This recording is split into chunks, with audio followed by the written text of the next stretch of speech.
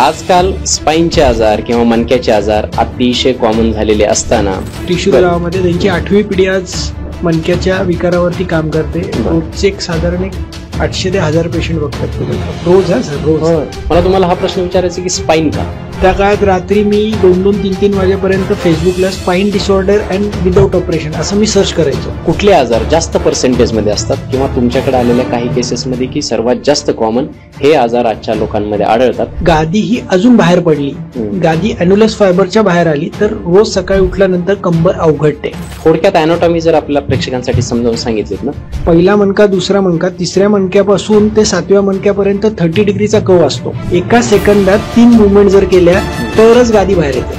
Frequently स्पाझम येतो, त्यांना हे त्रासच व्हायला लागतात. तुम्हाला काय वाटतं त्याची कारणं की आज हे जे प्रमाण वाढलेले बॅक पेनचं? तुम्ही 25 म्हणताय, माझ्याकडे काल 4 वर्षाची मुलगी आहे. एखादा इंस्टाग्रामचा व्हिडिओ बघून खूप त्यांना उत्साह येतो की आता आपण हे पण उचलू शकतोय आणि त्यातनं त्यांना डेडलिफ्ट मारताना बऱ्याच वेळा कमरेतली गादी ही बाहेर पडते. तर सगळ्या डॉक्टरांना पहिला प्रश्न होता की हे बरं कसं होणार? अशा प्रॉब्लेम्समध्ये तुम्ही विदाउट ऑपरेशन हे कसं म्हणजे ठीक करता का? तर आपण रिअलाइन द सगळे स्ट्रक्चर करतोय. एक लक्षात घ्या, आपण सगळे मसल रिअलाइन करतोय, सगळे बोन रिअलाइन करतोय, सगळे मसल रिअलाइन करतोय.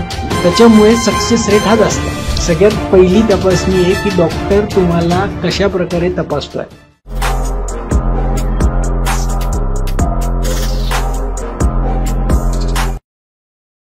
नमस्कार सर. नमस्कार. संपूर्ण महाराष्ट्राला सर्वार्थाने समृद्ध करण्याचा वसा बाळगणाऱ्या अवलिया लोकांचा हा मंच आहे, हा राजमंच आहे. संवादातून उत्थान हे आपल्या या राजमंचाचं ब्रीदवाक्य आहे. आम्ही याचमुळे महाराष्ट्रातील विविध मान्यवर मंडळींना या मंचावरती बोलवतो आणि महाराष्ट्राच्या मनातले आणि आमच्या मनातले प्रश्न त्यांना विचारतो आणि त्याची उत्तरं याच मंचाच्या माध्यमातून महाराष्ट्रासमोर ठेवतो आणि महाराष्ट्राच्या विकासामध्ये थोडासा खारीचा वाटा उचलण्याचा प्रयत्न करतो. मित्रांनो, आज आपल्या समोर डॉक्टर विराज भंडारी सर बसलेले आहेत. त्यांना एक स्पाईन डॉक्टर म्हणून ओळखलं जातं.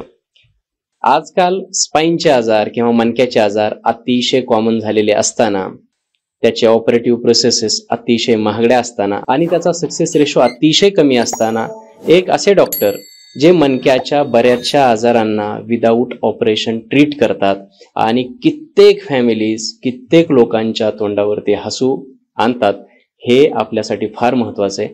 आणि तो टॉपिक, तो विषय अत्यंत कॉमन आहे आणि त्यात ही वेगळी एक्सपर्टीज मला अत्यंत भावली. म्हणून आपण आज आपल्या मंचावरती, राजमंचावरती डॉक्टर विराज भंडारे सर यांना आमंत्रित केलेले. सर, तुमचा परिचय मला द्यायचा आहे, परंतु तुमचा परिचय आणि तुमचा बायोडाटा फार मोठा आहे. मला असं वाटतं की तो मी वाचता वाचता मला असं वाटलं की मी तो तेवढा सांगू शकणार नाही, पण आपल्या प्रेक्षकांसाठी तुम्ही तुमचा परिचय थोडक्यात सांगा, म्हणजे आपण आपल्या चर्चेकडे वळू शकतो. नमस्कार सर्व प्रेक्षकांना. आणि सर, तुम्हालाही खूप खूप धन्यवाद की मला स्पाईन याविषयी माझी मतं आणि माझं आजपर्यंत 19 वर्षाचं करिअर लोकांपुढे मांडता येईल. माझं BMS झालं. BMS झाल्यानंतर मी MD रसशास्त्र भैषज्य कल्पना म्हणजे आयुर्वेदिक मेडिसिनमध्ये मी MD केलं आणि त्याच्यानंतर खरा माझा प्रवास प्रॅक्टिसला चालू झाला. मी आयुर्वेदिक प्रॅक्टिस करण्यासाठी वैद्य जमाल अग्निनी सरांकडे जात होतो 2004 मध्ये. त्यानंतर बऱ्याच वैद्यांकडे मी कामं केली. 30 ते 35 वैद्यांकडे वेगवेगळ्या नाडी शिकलो आणि नाडी शिकत असताना पुढे रसशास्त्राची प्रॅक्टिस, पंचकर्माची प्रॅक्टिस, त्याचबरोबर काढे, चूर्ण, अवलेह असं वेगवेगळं एकत्र प्रॅक्टिस, एक सिंगल ट्रक प्रॅक्टिस, अशी वेगवेगळ्या खूप लोकांकडे गेलो, शिकलो आणि त्यानंतर कळालं की सुपर स्पेशलायझेशन केल्याशिवाय गत्यंतर नाहीये.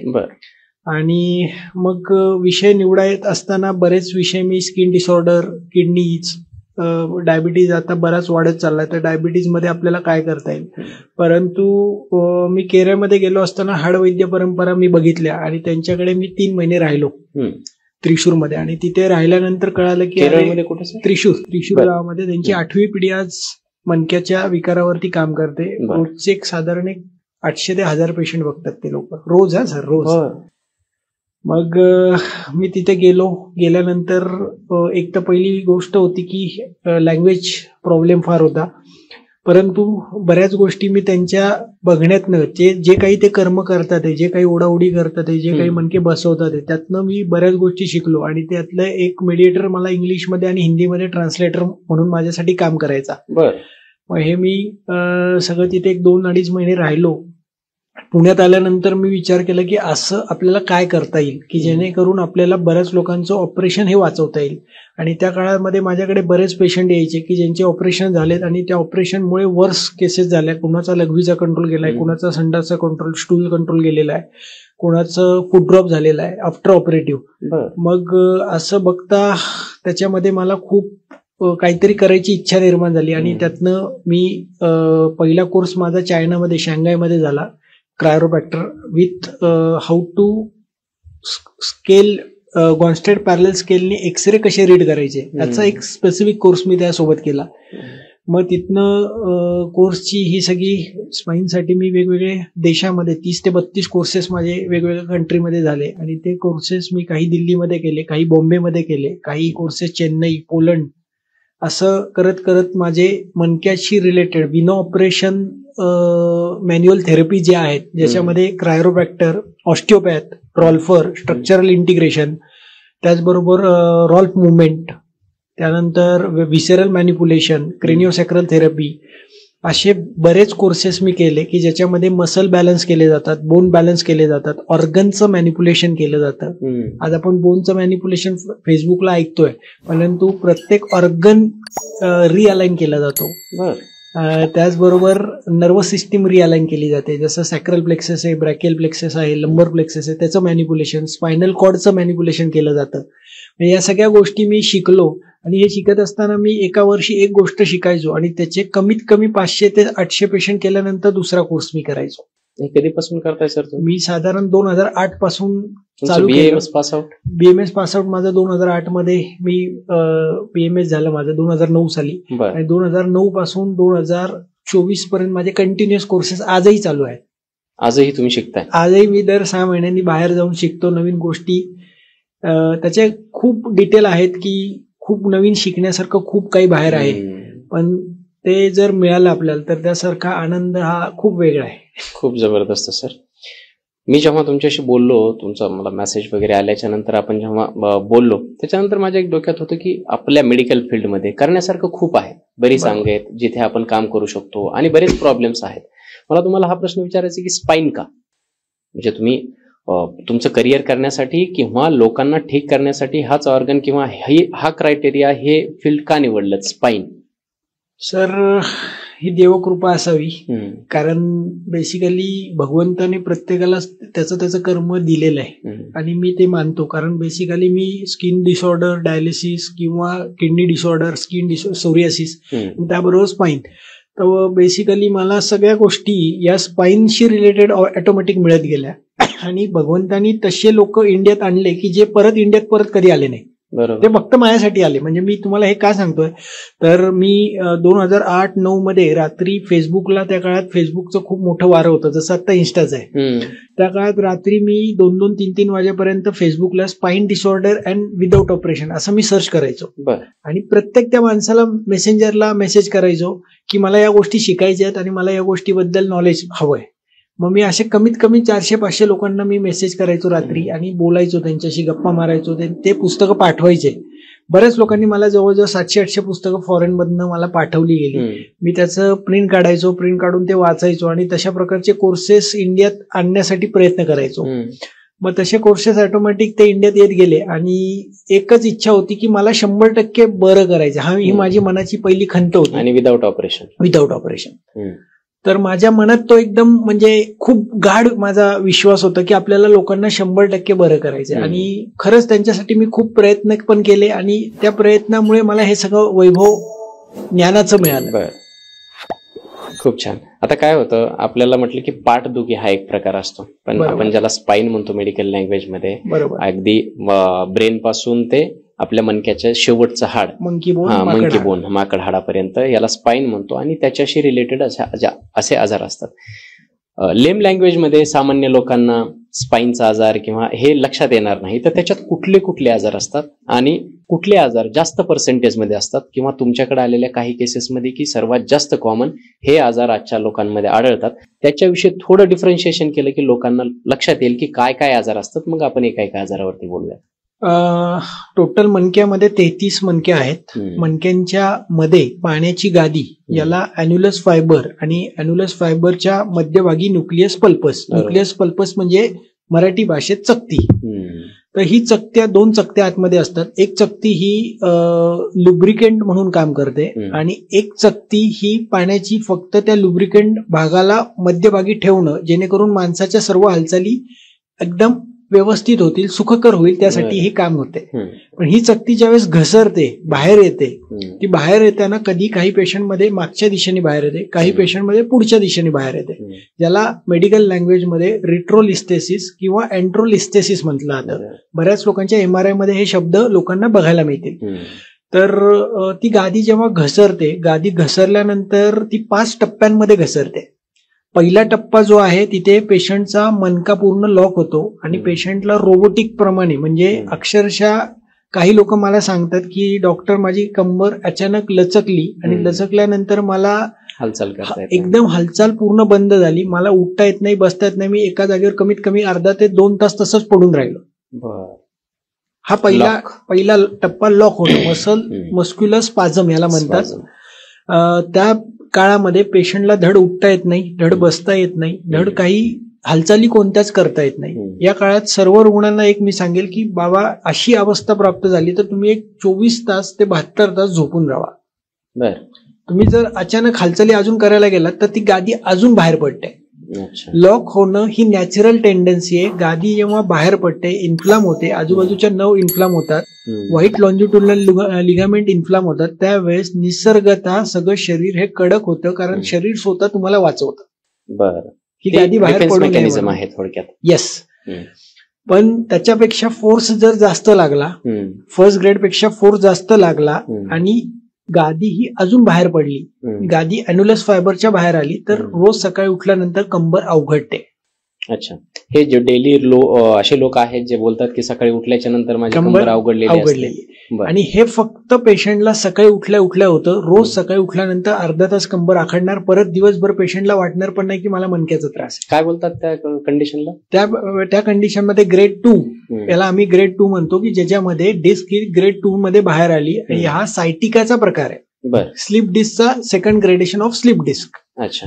तर याच्यामध्ये गादी बाहेर पडल्यामुळे मसल स्पाझम मध्ये जातात, कडक होतात, आणि तुम्ही आंघोळ केली, हालचाल केली की पूर्ण लॉक सुटून जातात. ग्रेड 3 मध्ये 2 प्रकारे गादी बाहेर येते, एक सेंट्रो पोस्टेरियरली आणि एक सेंट्रो लॅटरली. म्हणजे काय, तर गादी मध्य भागातनं उजव्या साईडनी मागे आली तर उजव्या साईडला मुंग्या येतात, डाव्या साईडनी मागे आली तर डाव्या साईडला मुंग्या येतात. त्या डाव्या साईडला म्हणजे त्या पूर्ण साईडला पायापर्यंत. L3 मध्ये मांडीला मुंग्या येतात, L3 L4 मधनं गादी बाहेर आली तर, L4 L5 मध्ये पिंडरीमध्ये मुंग्या येतात, L5 S1 मध्ये तुमच्या फूटमध्ये मुंग्या येतात. त्या मुंग्या या पूर्ण हॅमस्ट्रिंग पासून मागच्या बाजूने पूर्ण पायाच्या पंजापर्यंत असतात. तर ही गादी किती प्रमाणात बाहेर आली आणि कुठून बाहेर आली हे खूप महत्वाचं आहे. जर गादी ही सेंट्रलो पोस्टेरियरली असेल तर 24/7 कंटिन्युअस मुंग्या असतात. ती गादी ही लॅटरल बाजूनी बाहेर आली तर तिथे मुंग्या पोझिशनल मुंग्या असतात. म्हणजे एका विशिष्ट, मी मांडी घालून जेवायला बसलो की मुंग्या येतात. मी एखादी वस्तू फार काय प्रवास केलाय, फार काय ट्रेनमध्ये बसलोय, फार काय एका जागेवर बसलो तरच मुंग्या येतात. फोल्डिंग मध्ये मुंग्या येतात, अनफोल्ड केल्या की मुंग्या माझ्या जातात, असं पेशंट सांगतात. तर पुढचा जो टप्पा आहे त्याच्यामध्ये गादी अजून बाहेर पडली तर पेशंटला नमनेस येतो, याला सायटिका म्हणतात बेसिकली ह्या सगळ्या ग्रेडेशनला. आणि ती ग्रेडेशनची वेगवेगळी ग्रेड आहे, 1, 2, 3, 4. त्याच्यामध्ये पेशंटला 4थ्या स्टेजमध्ये बधिरता येते, 5व्या स्टेजमध्ये पेशंटचे मसल सुकायला लागतात. पायातले मसल म्हणजे हॅमस्ट्रिंग बघितलं तुम्ही, थाईचा भाग बघितला तर एक एक पाय त्यांचा बारीक होत जातो कालांतराने.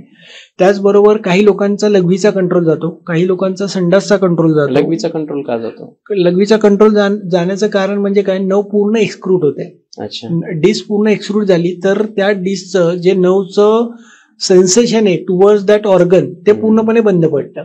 आणि त्याच्यामुळे लघवीचा कंट्रोल पेशंटचा जातो. त्या काही पेशंटमध्ये मोशनचा कंट्रोल जातो, टॉयलेटचा कंट्रोल, आणि काही पेशंटमध्ये पेरोनियलला जर पिंचिंग झालं तर फूट ड्रॉप म्हणजे पायातली चप्पल निसटते. अच्छा. पायातली चप्पल निसटली तरी पेशंटला समजत नाही, चालता येत नाही, पाय उचलून टाकावा लागतो. म्हणजे हे सगळे वेगवेगळे आजार स्लिप डिस्क आणि सायटिकामध्ये बघायला मिळतात. तसंच मानेचे आजार आहेत. मानेमध्ये पेशंटच्या हाताच्या हालचाली कमी होत जातात. ग्रेड 5 मध्ये, ग्रेड 4 मध्ये मुंग्या असतात, ग्रेड 3 मध्ये पेशंटला सकाळी उठल्या उठल्या स्पाझम, ग्रेड 2 मध्ये दुखतं एक, आणि ग्रेड 1 मध्ये मानेला सूज येते, प्रचंड प्रमाणात स्पाझम असतो. असंच हे दोन्ही हाताचे आणि पायाचे जे विकार आहेत त्यामध्ये बेसिकली गादी बाहेर येणं हा पहिला फॅक्टर आहे. त्याचबरोबर काही पेशंटमध्ये गादी बाहेर येत नाही पण लचक बसते. बघा, थोडंसं थांबवतो, कारण काय होतं आपण जे बोलतोय ते कदाचित आता आपण बोलतोय की मानेचे आजार आणि त्याच्यामध्ये हाताला वगैरे मुंग्या येतात, तर सामान्य प्रेक्षकांना कदाचित हे कळणार नाही की मानेच्या आजारामध्ये हाताला का मुंग्या येतात, किंवा आपण जसं सांगितलं की L3, L4, L5 या वर्टिब्राज मध्ये जेव्हा नसा दबतात तेव्हा त्या पायाला जातात. त्याची थोडक्यात अॅनाटॉमी जर आपल्या प्रेक्षकांसाठी समजावून सांगितलीत ना, ते लक्षात येईल हे काय रिलेशन आहे. मानेमध्ये 7 मणके असतात. बरोबर. मानेचा तिसरा मणका जो आहे तिथनं पहिला मणका, दुसरा मणका, तिसऱ्या मणक्यापासून ते 7व्या मणक्यापर्यंत 30 डिग्रीचा कव असतो. 7 मणक्यामध्ये प्रत्येक मणक्याच्या मध्ये गादी असते, पाण्याची गादी असते. ती गादी ही जर बाहेर आली किंवा मानेच्या मणक्यामध्ये जुगुलर आर्टरीज गेलेल्या आहेत दोन्ही बाजूने, जेव्हा गादी बाहेर येते, मणका जर थोडासा 2 mm ने सरकला उजवीकडे किंवा डावीकडे तर पेशंटला चक्कर चालू होते. मानेमध्ये चक्कर चालू व्हायचं कारण आहे जुगुलर आर्टरी पिंचिंग. त्यामध्ये पेशंट सांगतो की मला स्वतःला फिरल्यासारखं वाटतं, किंवा काही पेशंट सांगतात मला सगळं घर फिरताना दिसतं किंवा फॅन फिरताना वाटतंय.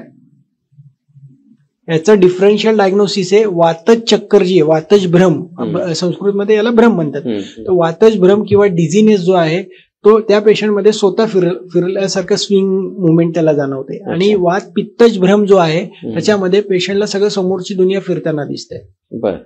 मग त्याचबरोबर काही पेशंटची गादी फर्स्ट ग्रेडेशन मध्ये बाहेर पडली तर त्याच्यामध्ये मानेच्या आजूबाजूचे मसल सगळे लॉक होतात, स्पाझम येतो, मसल कडक होतात.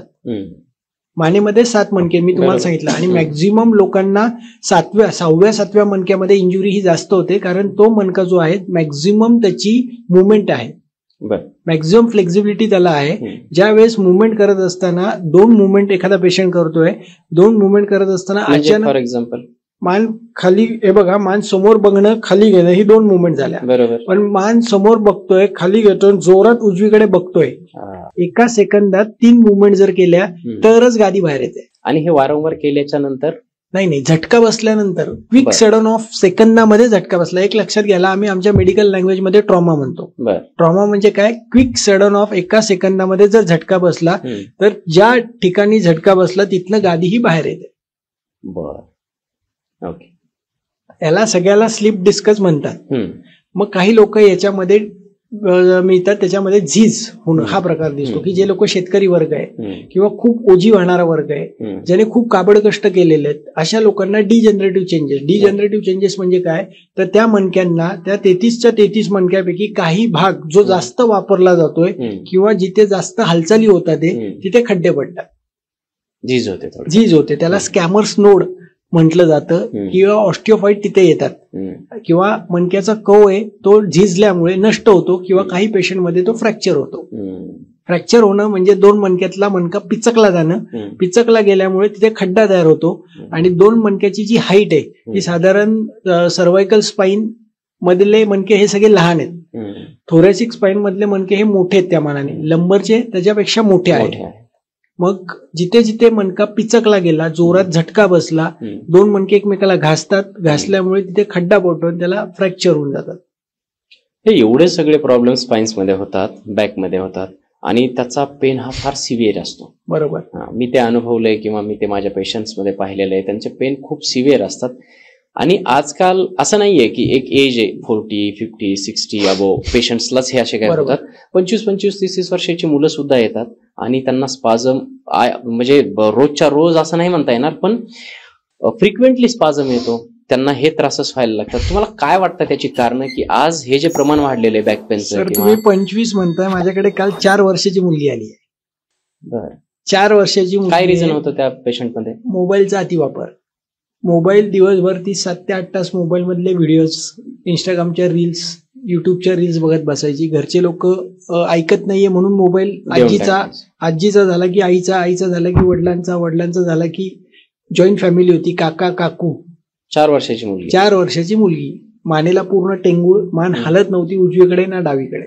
आणि हे मोबाईल त्याला कारण होतं. मोबाईल हे त्याचं कारण होतं. आणि एक दुसरं कारण होतं की 2 तक्क्या घेऊन ती झोपायची. दोन्ही कारणं त्याला कारणीभूत होती.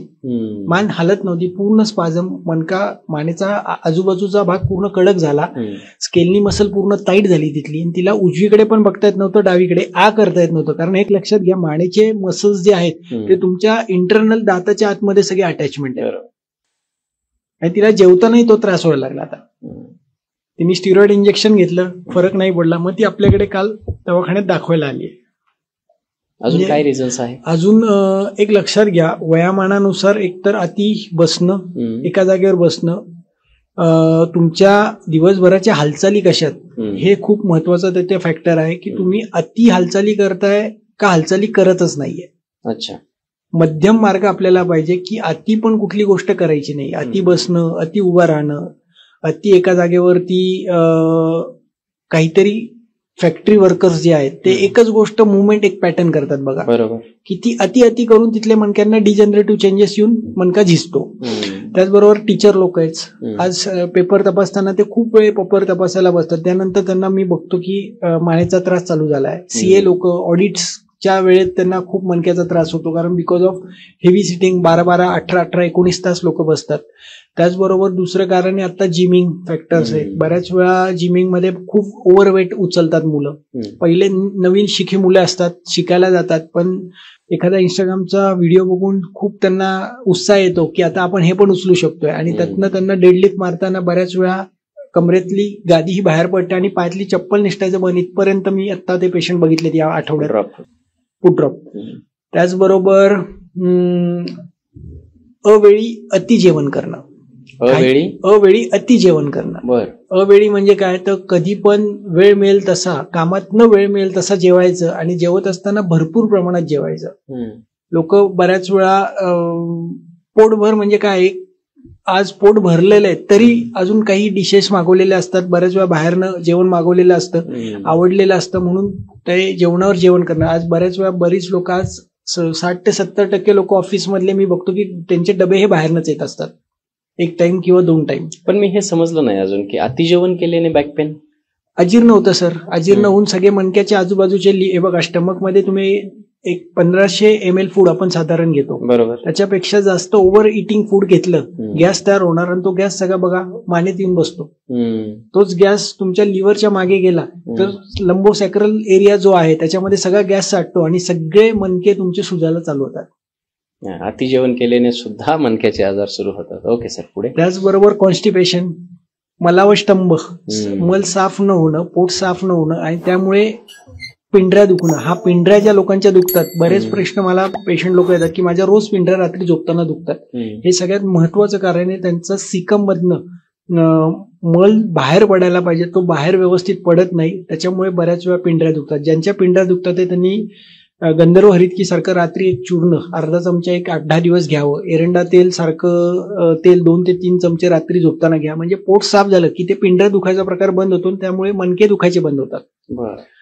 त्याचबरोबर संडासला कुंतणं किंवा जोर लावणं, टॉयलेटला जोर लावल्यामुळे बऱ्याच वेळा मणक्याचा त्रास चालू होतो. त्याचबरोबर लघवीला लागली आणि लघवीला जात नाहीये, अशा वेळेस ही मणक्याचा त्रास होतो. बिकॉज ऑफ वात कुंडलिका नावाचा एक आयुर्वेदिक पुस्तकामध्ये आमच्या आजार आलेला आहे की ज्याच्यामध्ये लघवी लागली आहे पण लघवी थांबवून ठेवली आहे, तो वायू सगळा वरती चढतो आणि तुमच्या मणक्यांच्या भोवताली सूज उत्पन्न करतो. अच्छा. त्याचबरोबर त्याच्यानंतर मुतखडा होतो. मुतखड्यामध्ये बघितलं तुम्ही तर बरेच पेशंट हे पाठीकडनं पोटाकडे दुखत येते असं सांगत रेफरल पेन असतात. त्याचबरोबर सर एखादं मसल खूप वापरला गेलाय. खूप वापरला म्हणजे एखादी विशिष्ट मुवमेंट एखादा माणूस सतत करतोय पॅटर्नने, तर त्यामध्ये खूप पेन तशा प्रकारचे बघायला मिळतात. इंडस्ट्रियल हॅझार्ड्स म्हणूयात किंवा जॉब रिलेटेड लोक जॉब प्रोफाईल मध्ये कॉम्प्युटर समोर कमीत कमी 10-12 तास बसतात, ते उठतच नाहीयेत. बऱ्याच वेळा रात्रभर जागरण करणं आणि त्यातनं पण कंबरदुखीची त्रास बघायला मिळतो, कारण बेसिकली ती लोक सकाळी दिवसा झोपतात, रात्रभर जागून काढतात आणि त्या जागरणामुळे पित्त भयानक वाटतं आणि त्यामुळे डिओडिनमच्या आजूबाजूच्या भागात इन्फ्लामेशन आणि त्यातनं कंबरदुखीला त्रास. अशी विविध कारणं विविध रुग्णांमध्ये. म्हणजे एवढी सगळी कारणं आहेत मणक्यामध्ये दुखण्यासाठी किंवा मणक्याचे आजार सुरू होण्यासाठी. सर्वात महत्वाचा मला प्रश्न दुसरा अजून एक विचारायचा होता की आयुर्वेद, मगाशी तुम्ही सांगितलं की आमच्या आयुर्वेदाच्या पुस्तकामध्ये आणि बऱ्याच टर्मिनॉलॉजी ज्या वापरतायत तुम्ही त्या आयुर्वेदिक वाटतायत, तर त्याच्या आयुर्वेद आणि हे मणक्याचे आजार काय रिलेशन आहे, किंवा आयुर्वेदामध्ये या मणक्याच्या आजारांना कशा पद्धतीने पाहिलं जातं? आयुर्वेदामध्ये मणक्याचा आजार हा वातव्याधीमध्ये मोडलाय. पहिलं वर्णन जे आहे ज्वराध्याय, ज्वर म्हणजे ताप, तापामध्ये वातज्वरामध्ये मान दुखणं, मान अवघडणं, कंबर अवघडणं, कंबर दुखणं, कंबर जखडणं, पाय जड होणं, बधीर होणं, ही सगळी लक्षणं ज्वरामध्ये म्हणजे वातज्वरामध्ये सगळ्या पेशंटमध्ये ती दिसतात. असं एक पहिलं वर्णन आहे. दुसरं वर्णन आलं ते वातव्याधीमध्ये. वातव्याधीमध्ये त्रिकसंधिशूल, कटिशूल. कटिशूल हे कशामुळे होतं तर जो कटी प्रदेश आहे हा ऍक्च्युली वायूचं मुख्य स्थान आयुर्वेद शास्त्राने सांगितलंय. पक्वाशय कटी सक्ती स्त्रोता स्त्री स्पर्शनेंद्रियम स्थानम वातस्य तत्रापि पक्वादानम विशेषतः. पक्वाशय म्हणजे लार्ज इंटेस्टाईनचा फर्स्ट 1/3 पार्ट, सिकम आणि कंबर हे वायूचं मुख्य स्थान आहे. मग ह्या वायूला बिघडल्यामुळे, वातवर्धक आहार केल्यामुळे, वातवर्धक हालचाली केल्यामुळे, सतत अति विचार, अतिचिंता, अतिताण, तसंच सतत एकच गोष्ट खूप दीर्घकाळ केल्यामुळे, अतिसाहस काम केल्यामुळे वायू बिघडतो. तो वायू बिघडल्यानंतर काही लोकांमध्ये आमजन्य बिघडतो, काही लोकांमध्ये धातुक्षयजन्य. तर आम म्हणजे काय तर अनडायजेस्टेड फूड तसंच्या तसं आतड्यात पडून राहतं आणि ते पचवण्यासाठी बारीक ताप वारंवार येतो आणि त्याच्यामुळे सांधे सुजतात, मोठे सांधे सुजतात. म्हणजे कमरेचा सांधा सुजेल, गुडघे सुजतील, हाताचे कोपरे सुजतील आणि त्याच्यामुळे संधिवाताचा त्रास. म्हणजे कसं तर काही पेशंटमध्ये बघायला गेलं तर कंबर दुखते, त्याचबरोबर संचारी वेदना असतात. संचारी म्हणजे काय तर आज कंबर, उद्या गुडघा, परवा कोपर, नंतर घोटे, असं वेगवेगळे सांधे दुखतात. आणि धातुक्षयजन्यमध्ये म्हणजे काय तर तिथे लहान सांधे दुखतात. तिथे तुम्ही जर बघितलं तर युरिक ऍसिड वाढलेलं असतं, सीआरपी सिरम रिएक्टिव्ह प्रोटीन वाढलेलं असतं, ESR वाढलेला असतो. हे सगळं चेक करणं आणि पेशंटकडनं समजून घेणं की त्याला काय नक्की होत आहे. म्हणजे बऱ्याच वेळा धातुक्षयजन्य पेशंट सांगतो की मला दाबल्यानंतर बरं वाटतं आणि तोच आमजन्य पेशंट सांगतो की मला दाबल्यानंतर प्रचंड वेदना होतात, मी कधीच दाबून घेत नाही. हे डिफरन्शियल डायग्नोसिस आहे की नक्की पेशंट आहे. दोघांची चिकित्साही विरुद्ध आहे. पेन सेम आहे, पेन सेम आहे, पण दोघांची चिकित्साही विरुद्ध आहे, ट्रीटमेंट विरुद्ध आहे. त्यामुळे तसंच आयुर्वेद शास्त्रामध्ये प्राण, उदान, समान, अपान, व्यान हे प्रत्येक वायूची कर्म सांगितलेली आहेत आणि त्या वायूनुसार ती स्त्रोतस आलेली आहेत. त्या स्त्रोतसांमध्ये अवरोध उत्पन्न झाला, मूत्र व स्त्रोतस अवरोध उत्पन्न झाला की कटिशूल होणार आहे. पुरुष व स्त्रोतसात अवरोध उत्पन्न झाला, आतमधल्या जेवढ्या पोकळ्यात, जेवढे मूर्तिमंत शरीर आतमध्ये आपलं सगळं तयार होत असतं, पोकळ्यांमध्ये सगळ्या गोष्टी तयार होत असतात. जसे जसे आपले ऑर्गन्स आहेत त्याच्यामध्ये निर्मिती आहे. म्हणजे लिव्हर आहे, लिव्हरचे 1000 फंक्शन सांगितले, पण ती लिव्हर फंक्शन आतमध्ये निर्मिती करत असताना त्याला अवरोध आला.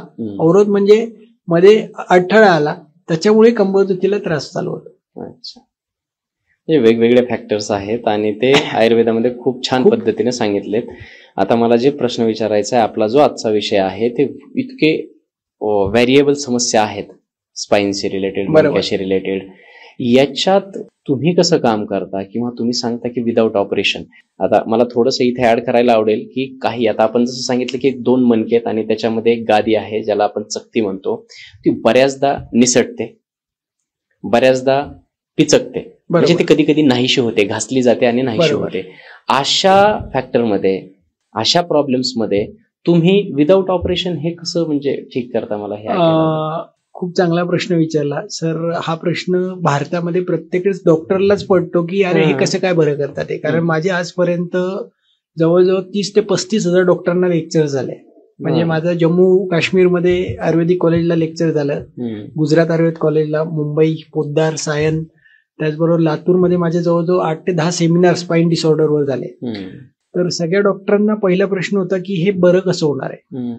तर काय होतं की मणक्याच्या विकारामध्ये ऑपरेशन शिवाय पर्यायच नाही हा एक मोठा टॅग प्रत्येक डॉक्टरनी लावलेला आहे आणि त्यांना ते शिकवलेलं आहे. तर मॅन्युअल थेरपी ज्या आहेत, म्हणजे मी जे काम करतो ज्यामध्ये 2 मणक्यातलं अंतर मी वाढवतो आणि त्याचबरोबर ती गादी जी आहे ती आतमध्ये जायला जागा तयार करून देतो.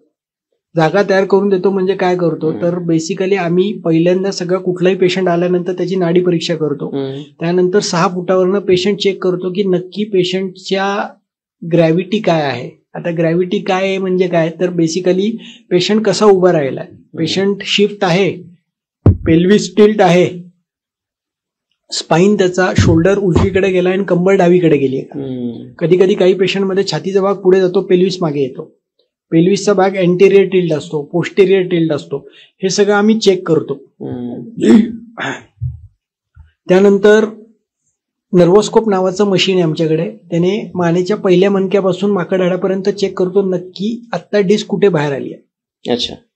त्याच्यामध्ये एक्सरे किंवा नो दॅट इज अ नर्वोस्कोप. ते अमेरिकेचं मशीन आहे ज्याच्यामध्ये आम्ही स्पेसिफिक नर्वचं टेम्परेचर चेक करतो. हे मशीन तुमच्याकडे आहे? आमच्याकडे दवाखान्यात आहे. नर्वचं टेम्परेचर चेक करतो. चेक केल्यानंतर एक्झॅक्ट मणका किती डिग्रीला कधीपासून ते इन्फ्लामेशन आहे हे दिसतं. म्हणजे 6 महिन्यापूर्वी इंजुरी झाली, 12 महिन्यापूर्वी इंजुरी झाली, 3 वर्षापर्यंत आपल्याला आलेख मिळतो त्यामध्ये.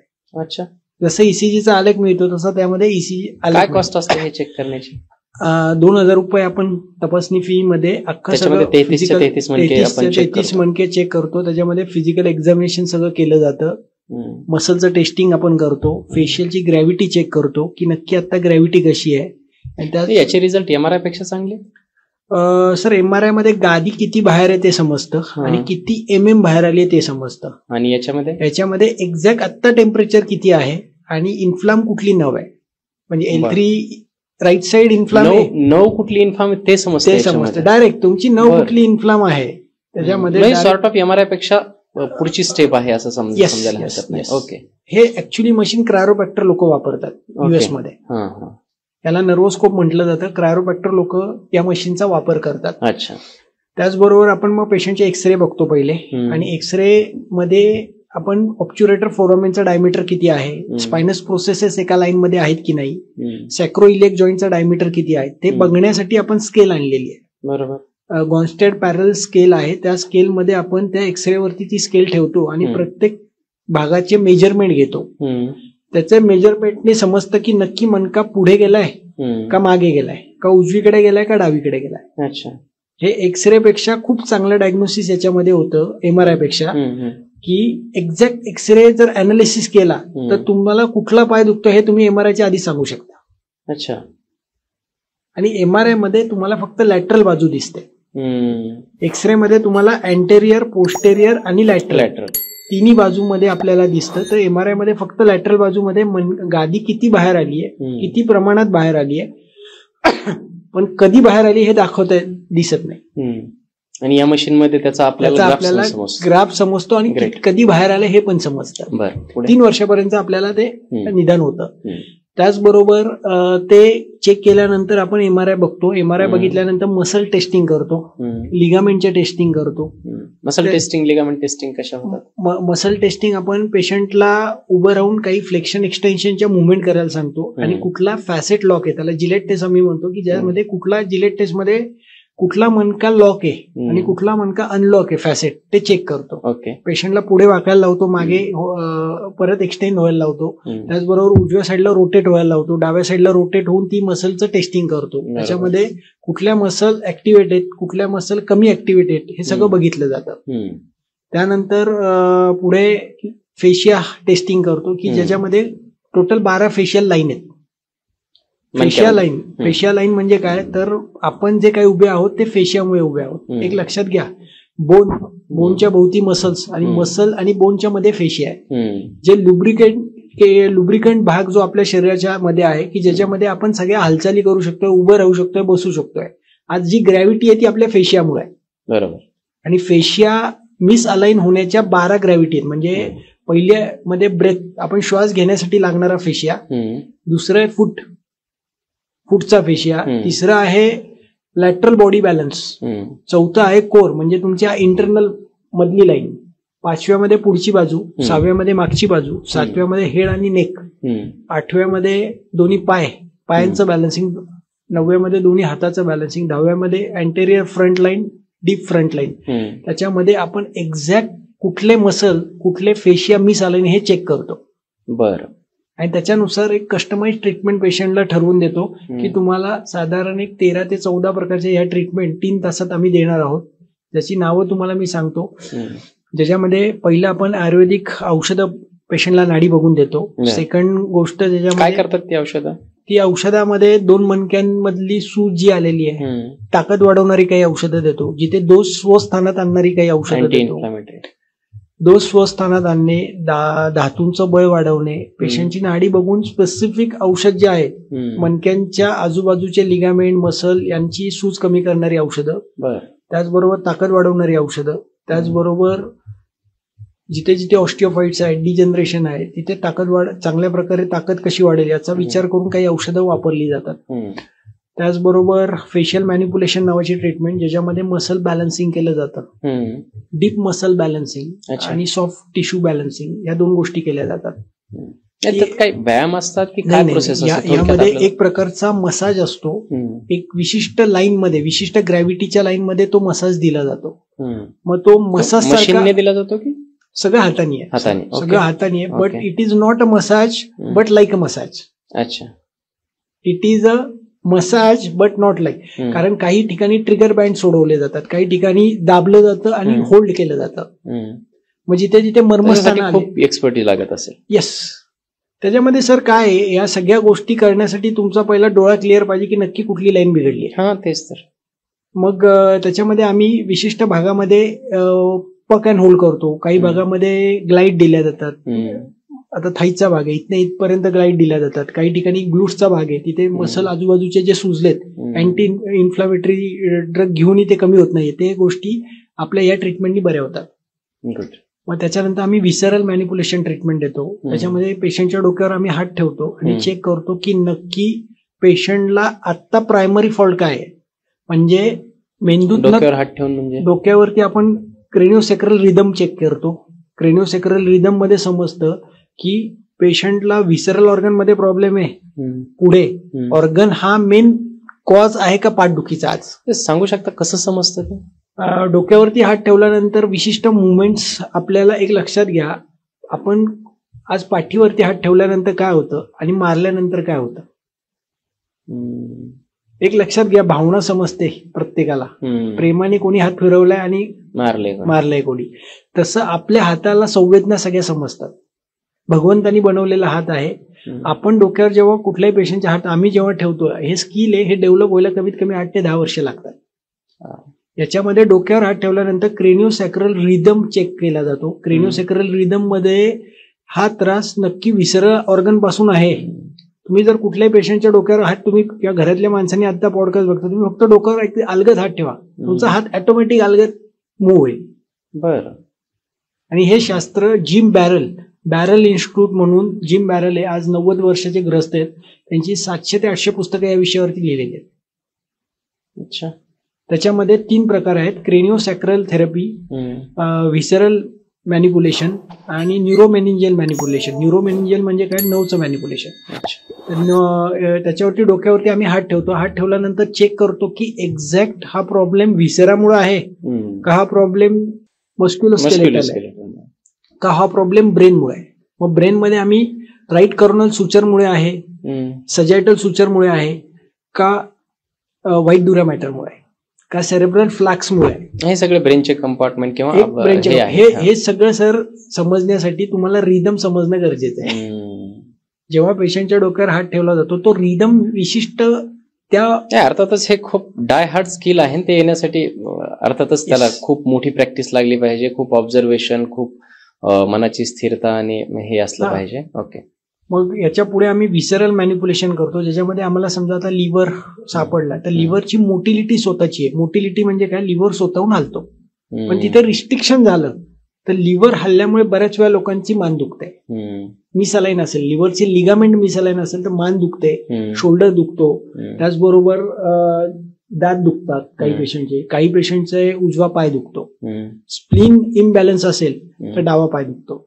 डाव्या बाजूच्या नर्व्स इम्पिजमेंट येतात. सायटिकाचा त्रास बऱ्याच वेळा स्प्लीनमुळे किंवा लेफ्ट किडनीमुळे असू शकतो. अच्छा. येस. त्याच्या लिगामेंट्स तर टाईट असतात. ते आम्ही काय करतो, पोटावरती हात ठेवतो प्युबिक सिम्फायसिस पाशी आणि चेक करतो की प्रत्येक ऑर्गन मूव्ह होतोय की नाही होते, आणि कुठला ऑर्गन एक्झॅक्ट मूव्ह होत नाहीये ते आम्ही तिथे डायग्नोज करतो. पोटावरती हात ठेवतो, पेशंटच्या पाठीवरती झोपवलं जातं. हात ठेवल्यानंतर आम्ही रिदम चेक करतो, प्रत्येकाची मोबिलिटी कशी आहे आणि मोटिलिटी कशी आहे. ओके. मोटिलिटी म्हणजे स्वतःची हालचाल आणि मोबिलिटी म्हणजे डॉक्टर हलवतो आणि स्वतः ऍक्टिव्ह आणि पॅसिव्ह मुवमेंटनी चेक करतो की तो ऑर्गन किती इम्बॅलन्स आहे का बॅलन्स आहे. ओके. आणि त्याच्यावरनं चेक केलं जातं तो लिगामेंट टाईट आहे की नाही. हे पण स्किल आहे सर, हे इट्स अ प्रॅक्टिस. आज माझे 7-8 वर्ष मी याच्यामध्ये दिलेत, त्यामुळे इझिली सांगू शकतो की कोणाच्या डोक्यावर हात ठेवला की बाबा हा लिव्हर आहे, किडनी आहे, स्प्लीन आहे, पॅनक्रियाज आहेत, डिओडिनम आहे, आणि त्याच्यावरती माझी प्रॅक्टिस. त्याच्यामुळे सक्सेस रेट हा माझा जास्त आहे, because of we customize treatment आपण सगळ्यांना देतोय. ईच अँड एव्हरी पेशंटची कस्टमाइज ट्रीटमेंट आहे.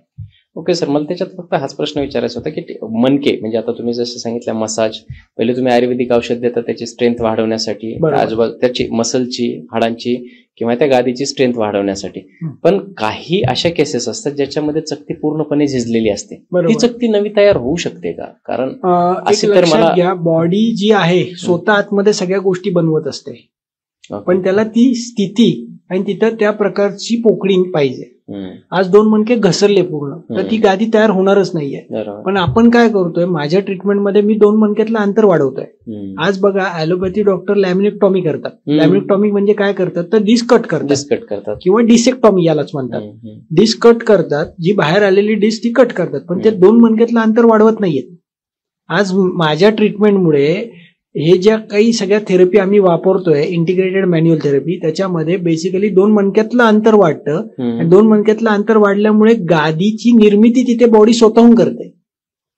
याला किती काळ लागतो? साधारण एक 8 ते 12 महिन्यामध्ये पूर्ण रिकव्हरी होते. काय तुमच्याकडे आता रिट्रोलिस्थेसिस म्हणजे गादी मागे आलेली आहे, तिथे सक्सेस रेट हा जवळजवळ 99.9% आहे. म्हणजे गादी रिजेनरेट झाली नाही, गादी बाहेर आली आणि डिस्क चोकअप आहे, स्टिनोसिस आहे. ओके. डिस्क हर्निएशन किंवा पोट्रुजन झालेलं आहे. 7 ते 9 सेशन मध्ये गाद्या परत आतमध्ये जातात. आणि हा सेशन एक सेशन किती वेळ? 3 तासाचा असतो सर. आणि फ्रिक्वेन्सी काय असते? महिन्यातनं 1 दिवस आपण पेशंटला बोलवतो. साधारण एक 8 ते 12 महिनेचा कालावधीमध्ये 12 वेळा पेशंटला दवाखान्यात यायचं असतं 3 तासासाठी. आणि त्यासोबत ऑनलाईन 12 सेशन आपण ट्रीटमेंट झूम वरती घेतो.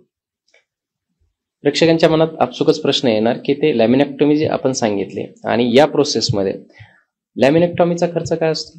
एक गादी जर लॅमिनेक्टॉमी करायची असेल तर कमीत कमी 4 लाख रुपये मिनिमम खर्च, 3.5 ते 4 लाख रुपये. ओके. आणि आपल्याकडे या संपूर्ण प्रोसिजरचा किती खर्च? आपल्याकडे पर सेशन आपण 21,900 ते 25,500 पर सेशन चार्जेस घेतो. असे 12 सेशन.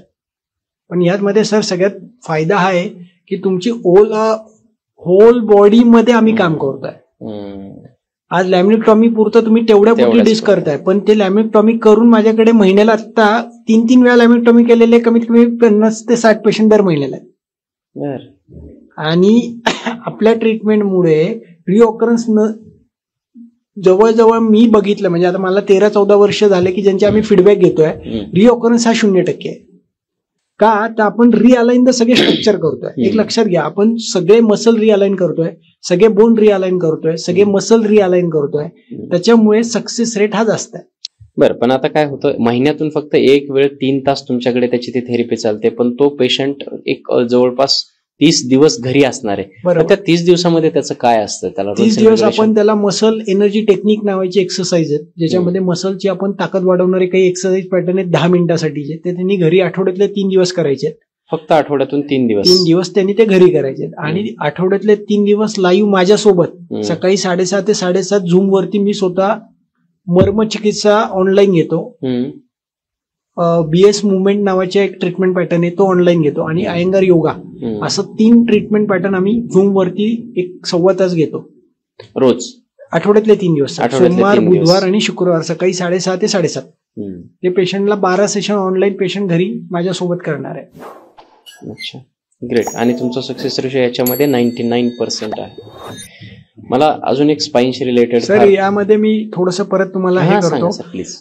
बेसिकली पहिल्याच दिवशी पेशंट होणार असेल तरच आपण रिक्रूट करतोय, म्हणून हा 99 आहे. बरं, हे तुम्ही कसं ठरवता की होणार आहे किंवा नाही होणार, याची काय क्रायटेरिया? एंट्रोलिस्थेसिस ज्यांच्यामध्ये आहे आणि फॅसेट आणि म्हणजे काय एंट्रोलिस्थेसिस म्हणजे काय, तर 2 मणके जे आहेत म्हणजे L4 L5, L4 चा फॅसेट तुटलाय आणि पुढे गेलाय, फॅसेट ब्रेक झालाय आणि पुढे गेलाय. त्या पेशंटमध्ये 90% केस स्टडीज मध्ये पायाला आगाग होते, बर्निंग फूट, सोलला बर्निंग फूट असेल आणि फॅसेट ब्रेक एक्सरे मध्ये दिसतंय आपल्याला, तो अनस्टेबल सेगमेंट असतो, त्यामुळे ती केस मी घेत नाही. मग त्याच्यामध्ये काय करावं लागेल? त्याच्यामध्ये तुम्हाला ऑपरेशन करून स्क्रू लावायला लागतात, फिक्सेशन सर्जरी करायला लागते. पण ज्यांची गादी ही मागणं बाहेर आली आहे, मागच्या दिशेने बाहेर आली आहे, फॅसेट जरी तुटले नाहीयेत, तिथे सक्सेस रेट हा 99.9% आहे. परंतु जिथे ट्युमर आहे, जिथे ट्युमर आहे, 9 शीटचे ट्युमर्स आहेत, ज्याचे गाठी झालेल्या आहेत आणि त्या गाठी हिमेंजिओमा सारखे आहेत किंवा ट्युमर्स आहेत, बिनाइन मॅलिग्नंट आहेत, तिथे आपण ती केस ऑपरेटला पाठवतो. ते आम्ही घेत नाही. म्हणजे आर्थरायटिस आहे, संधिवात आणि स्पाईन डिसऑर्डर आहे, तिथे अडचणी येतात कारण पेशंटला समजत नाही की हे संधिवातामुळे दुखतंय का स्पाईनमुळे दुखतंय. सायकोसोमॅटिक जे पेशंट आहेत की ज्यांना डिप्रेशन, एन्झायटीचा त्रास आहे किंवा जे दडपणाखाली जीवन खूप जगतात आहे किंवा ज्यांच्या घरी खूप ट्रॉमा झालेला आहे, सायकोलॉजिकल डिस्टर्बन्स खूप आहे प्रचंड. सायकोसोमॅटिक म्हणजे प्रेक्षकांना सांगण्यासाठी की जे आजार तुमच्या मानसिक अस्थिरतेमधून निर्माण झालेले आहेत अशा आजारांना सायकोसोमॅटिक म्हणजे. त्याचबरोबर ज्यांना सतत डिप्रेशन आहे, एन्झायटी आहे, खूप विचार करणारी मंडळी जी आहेत आणि जे लोकांची श्रद्धाच नाहीये, अशा लोकांमध्ये बरं व्हायचा सक्सेस रेट हा थोडासा कमी असतो. बाकीचे ज्यांची असे पेशंट घेत नाही. ट्युमर सर आपण ऑपरेटला पाठवतो, एंट्रोलिस्थेसिस मी ऑपरेटला पाठवतो. संधिवात असेल तर मी सांगताना सांगतो की इथपर्यंत मी करू शकतो, याच्या पुढे तुम्हाला एखाद्या चांगल्या संधिवात तज्ञाला दाखवावं लागेल. स्पेसिफिक स्पाईन हर्निएशनची केस आहे, तिथे सक्सेस रेट आपला जास्त आहे आणि त्याच्यावरच माझं सुपर स्पेशलायझेशन आहे. त्याच्यामुळे मी घेतानाच निवडताना तो क्रायटेरिया ESR CRP चेक करूनच पुढे ठरवतो की ही केस आपल्याला घ्यायची आहे ट्रीटमेंटला का नाही घ्यायची आहे. बरं, याच्यामध्ये ठीक आहे. मग अशा किती केसेस असतात ज्याच्यामध्ये तुम्हाला, म्हणजे आता आपण जर असं समजलं की 100 पेशंट्स येतात, त्याच्यामध्ये अशा किती केसेस आहेत, किती % केसेस आहेत ज्याच्यामध्ये तुम्हाला त्यांना वापस पाठवावं लागतं, म्हणजे त्यांची सिव्हिरिटी एक आपल्या प्रेक्षकांच्या लक्षात आहे? 100 पैकी 3 ते 4 केस स्टडीज आम्हाला पाठवाव्या लागतात. पण फोन करून येतानाच लोक रिसेप्शनशी आधी बोलतात, त्यामुळे तिथेच बराच वेळा पेशंट घ्यायचा आहे का नाही घ्यायचा आहे हे कन्फर्मेशन होतं. एव्हीएनच्या केस स्टडीज आहेत ज्यांच्यामध्ये फिमर हेडचा नेक्रोसिस आहे, ते पण मी काम करत नाही. एव्हीएनलाही ऑपरेटर लागतं, एव्हीएनच्या केसेस आम्ही करत नाही, ट्युमरच्या केसेस करत नाही, संधिवाताच्या केसेस करत नाही. त्याच्यामुळे स्पेसिफिक डिस्क हर्निएशन आणि पोर्ट्रुजन आहे ज्यांच्या MRI मध्ये असं लिहिलेलं आहे स्पेसिफिक, आणि पेशंटला त्याच्याशिवाय दुसरा कुठला त्रास नाहीये. बऱ्याच वेळा ज्यांचे ऑर्गन चेंज केलेत किंवा ऑर्गनोटॉमी केलेली आहे, कुठल्याही ऑर्गन चेंज केलेले, तिथेही खूप त्रास होतो कारण पेशंटला वारंवार ताप येतो, इन्फेक्शनचे चान्सेस असतात. मग तिथे आम्हाला आमची ट्रीटमेंट देताना बऱ्याच वेळा चॅलेंजेस येतात की जरी त्यांना हलका मसाज केला तरी इन्फ्लामेशन येतात. बरोबर. मग त्याच्यामुळे प्युअरली डिस्क हर्निएशन असेल ना, तिथे सक्सेस रेट हा 100% आहे. 100%. ग्रेट. खूप सुंदर आणि खूप हेवी पॉडकास्ट चालू आहे प्रेक्षकांसाठी. थोडंसं आपण जरा लाईट याच्याकडे येऊयात. सर्वात महत्वाचं काय होतंय, आणि आपण बॅक पेन बद्दल खूप बोलणार आहोत. आजकाल प्रत्येक लोकांना म्हणजे बॅक स्पाझम जो आहे तो फार जास्त आहे, म्हणजे प्रत्येक, आणि स्पाईन हा फार महत्वाचा ऑर्गन आहे. तुमच्या ब्रेन मधून जाणाऱ्या सगळ्या नर्व्स बॉडीला ज्या पोहोचतात त्या तुमच्या स्पाईन मधून पोहोचतात, आणि कुठल्याही बाजूला पेन असेल तर तो प्रोबॅबली तो मसल स्पाझममुळे किंवा स्पाईनच्या आतापर्यंत जे आपण डिस्कस केलं त्याच्यावरती, याच्यामध्ये स्पाईन टीव्ही नावाचा एक प्रकार. बरोबर. त्याच्याबद्दल काय सांगाल, आणि हे कितपत आपल्याकडे ठीक होतं किंवा याच्यासाठी काय ट्रीटमेंट लागते? स्पाइन टीबी साठी जर स्पाइन टीबी मुळे पेन आहे ते पेन आपल्याकडे 100% कव्हर होतं, परंतु स्पाइन टीबी मध्ये काही एकेटीची औषधं म्हणजे गव्हर्नमेंट आजकाल एकेटी ट्रीटमेंट देत आहे, अँटी ट्युबरक्युलन ड्रग जे देत आहे ते आपण त्यांना बरोबर घ्यायला सांगतो. त्याचबरोबर काही लोकांना बायोप्सीची गरज लागते. कधी कधी टीबी बरोबर ट्युमर्स पण असतात काही केस स्टडीज मध्ये. तर पेन जर असेल पेशंटला तर ते पेन खरंच कमी होतं, ट्युमरचं पण आणि टीबीचं पण. पेन कमी होतं म्हणजे पेन किलर शिवाय कमी होतं? पेन किलर शिवाय आपण मॅन्युअल थेरपी ज्या देतो ना, लिगामेंट आम्ही रिलीज करतो सर. एक लक्षात घ्या, लिगामेंटला इन्फ्लामेशन, नर्वला इन्फ्लामेशन येतं म्हणून पेन आहे. मी इन्फ्लामेशन तिथलं कमी केलेलं आहे. 9चं मॅन्युप्युलेट करून 9ला मॅन्युप्युलेट करणं किंवा ऑर्गन मॅन्युप्युलेट करणं किंवा लिगामेंट मॅन्युप्युलेट करणं किंवा सॉफ्ट टिश्यू, डीप टिश्यू किंवा तुमचे बोन, ह्याच्याशिवाय तर आजार नाहीये. बरोबर. मग आपण ह्या 5 पैकी डायग्नोज करतो की नक्की इन्फ्लामेशन कशामुळे आहे, रूट कॉज काय आहे त्या पेशंटचा.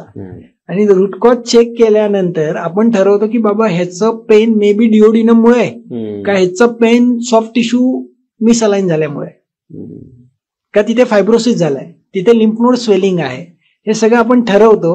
आणि त्यामुळे कस्टमाइज ट्रीटमेंट दिल्यामुळे ते पेन कमी होतं. आजकाल बऱ्याच ऑर्थोपेडिक हॉस्पिटल्समध्ये इपिड्युरल इंजेक्शन्स दिले जातात. बरोबर बरोबर. आणि त्याचा मला वाटतं की एक इंजेक्शन दिल्याच्या नंतर काही काळापर्यंत लोकांना आराम असतो तेवढा, आणि लोक फार मोठी ट्रीटमेंट घेण्याऐवजी किंवा ऑपरेशन्स करण्याच्या ऐवजी असे इंजेक्शन्स वगैरे घेतात. याच्याबद्दल तुम्हाला काय सांगायचं? सर, इपिड्युरल इंजेक्शन म्हणजे बुटाडिन नावाचं जे ड्रग आहे ते दिलं जातं. बेसिकली ते ड्रग जे आहे ते अँटी इन्फ्लामेटरी आणि स्टेरॉइड ड्रग आहे जे डिस्कला सुकवतं. थोडक्यात डिस्क जी बाहेर आली आहे त्याला सुकवण्यासाठी ते काम करतं. परंतु ते घेतल्यानंतर बऱ्याच वेळा डिस्क बाहेर यायचा रूट कॉज जो आहे तो डिस्क बाहेर येणं हा नाहीये. एक लक्षात घ्या. बरोबर.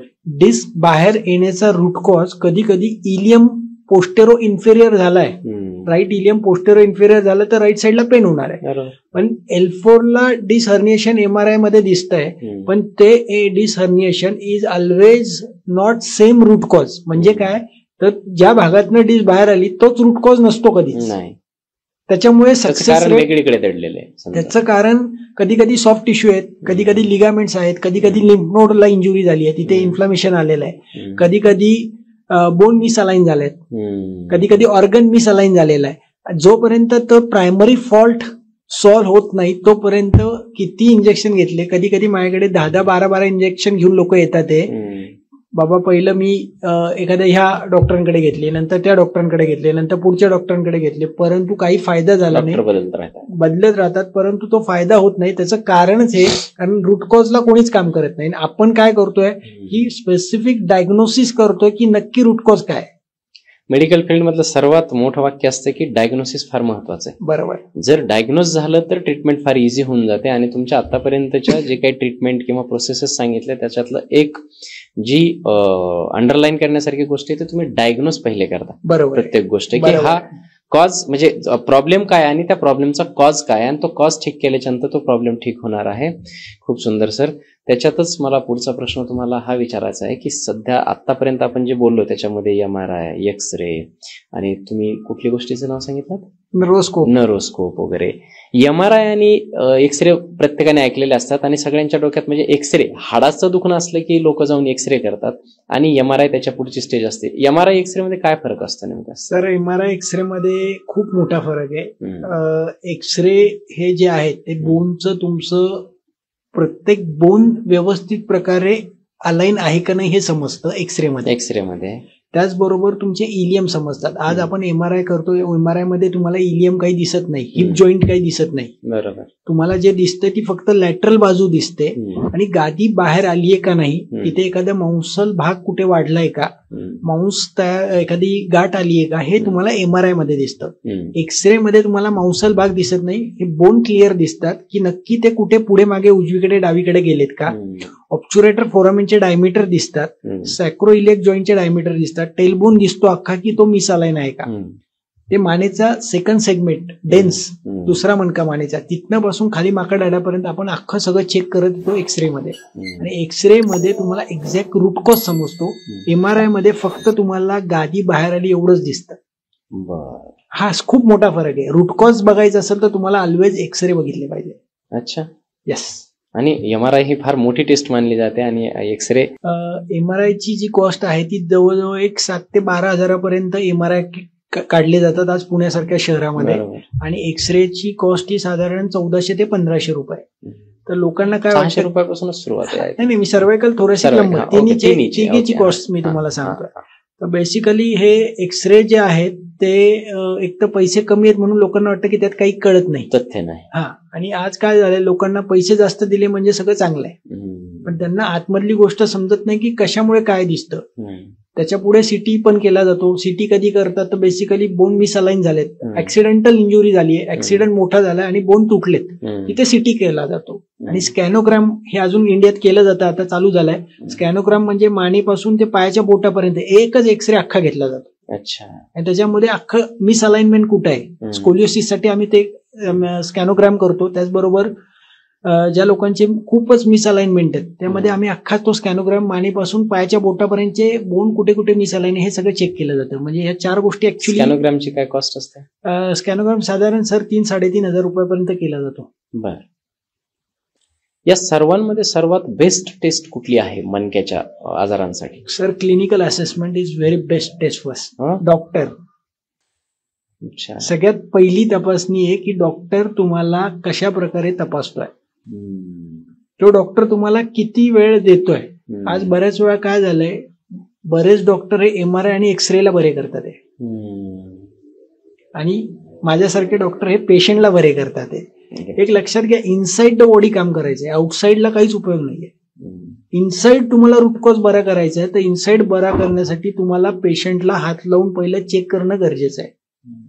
प्रत्येक मणका मी हात लावून चेक करतो की तो पुढे मागे आहे का. त्याचबरोबर प्रत्येक मणक्यावरती आम्ही मशीन फिरवतो, प्रत्येक पेशंटच्या डोक्यावरती हात ठेवतो की एक्झॅक्ट हा मणक्याचा आजार व्हिसरल ऑर्गनमुळे आहे, मस्क्युलोस्केलेटलमुळे आहे का न्यूरोमेनिंजियल आहे. आणि हे जोपर्यंत जे तपासणार नाही तोपर्यंत तुम्ही रूट कॉजला पोहोचूच शकत नाही. तेव्हा आता एक विषय फार महत्वाचा आहे सर, क्रायरोप्रॅक्टर ज्याला म्हणतात, आणि फार ट्रेंडिंग विषय सुरू आहे. खूप साऱ्या रील्स खूप फेमस होत आहेत. म्हणजे ते झोपवतात, एकदम हाडं मोडतात, त्याचा भयंकर आवाज येतो. ते बऱ्याचदा प्रथमदर्शनी तरी ते रिस्कीही वाटतं आणि फार अशी वेगळी प्रॅक्टिस वाटते. अगदी मला वाटतं 5 वर्षापूर्वीपर्यंत तर हे कोणाला माहितीही नसेल. बरोबर. 3 वर्षापर्यंत मला वाटतं कोणाला माहित नसेल. हे अचानक हा क्रायटेरिया आला आणि फार फेमस होतोय. मोठे मोठे सेलिब्रिटीज जात आहेत आणि ऍट द मोमेंट ते क्रायरोप्रॅक्टरची ती प्रोसिजर केल्याच्या नंतर चालताना हलकं वगैरे वाटायला लागतं. असे व्हिडिओज रिलीज होत आहेत सध्या. काय वाटतं याच्याबद्दल? सर, क्रायरोप्रॅक्टर ही खूप चांगली ट्रीटमेंट पद्धती आहे ज्याच्यामध्ये ऍडव्हान्स मॅन्युअल थेरपी आहे. ऍक्च्युअली यामध्ये विशिष्ट प्रकारचे मणके जे उजवीकडे गेले असतील किंवा डावीकडे गेले असतील किंवा पुढे गेले असतील त्याला रिअलाइन केलं जातं ऑन द ग्रॅव्हिटी. अच्छा. जो मणका किंवा जे इलियम उजव्या साईडला गेलाय त्याला परत पोस्टेरो इन्फेरियर आलंय किंवा मागे आलंय आणि आतमध्ये गेलंय तर त्याला परत रिअलाइन केलं जातं. तर क्रायरोप्रॅक्टर मध्ये एका विशिष्ट पोझिशनला झोपून तो मणका आतमध्ये ढकलला जातो किंवा ओढला जातो किंवा पुल केलं जातं किंवा पुश केलं जातं. अच्छा.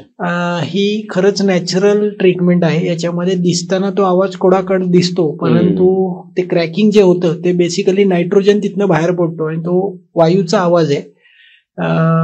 ते करत असताना किंवा ते करताना कुठल्याही प्रकारचं पेन पेशंटला होत नाही. आवाज येणं ही नॅचरल प्रोसेस आहे. आवाज ऐकून बरेच लोक घाबरतात पण आवाज येणं मुळे कुठल्याही प्रकारचं पेशंटला दुखत नाही. उलट पेशंट पूर्णपणे हलका होतो, सगळं हलकं वाटतं पेशंटला, चालण्यामध्ये स्पीड वाटतो, पायातल्या मुंग्या लगेच कमी होतात, बधिरता नष्ट होते.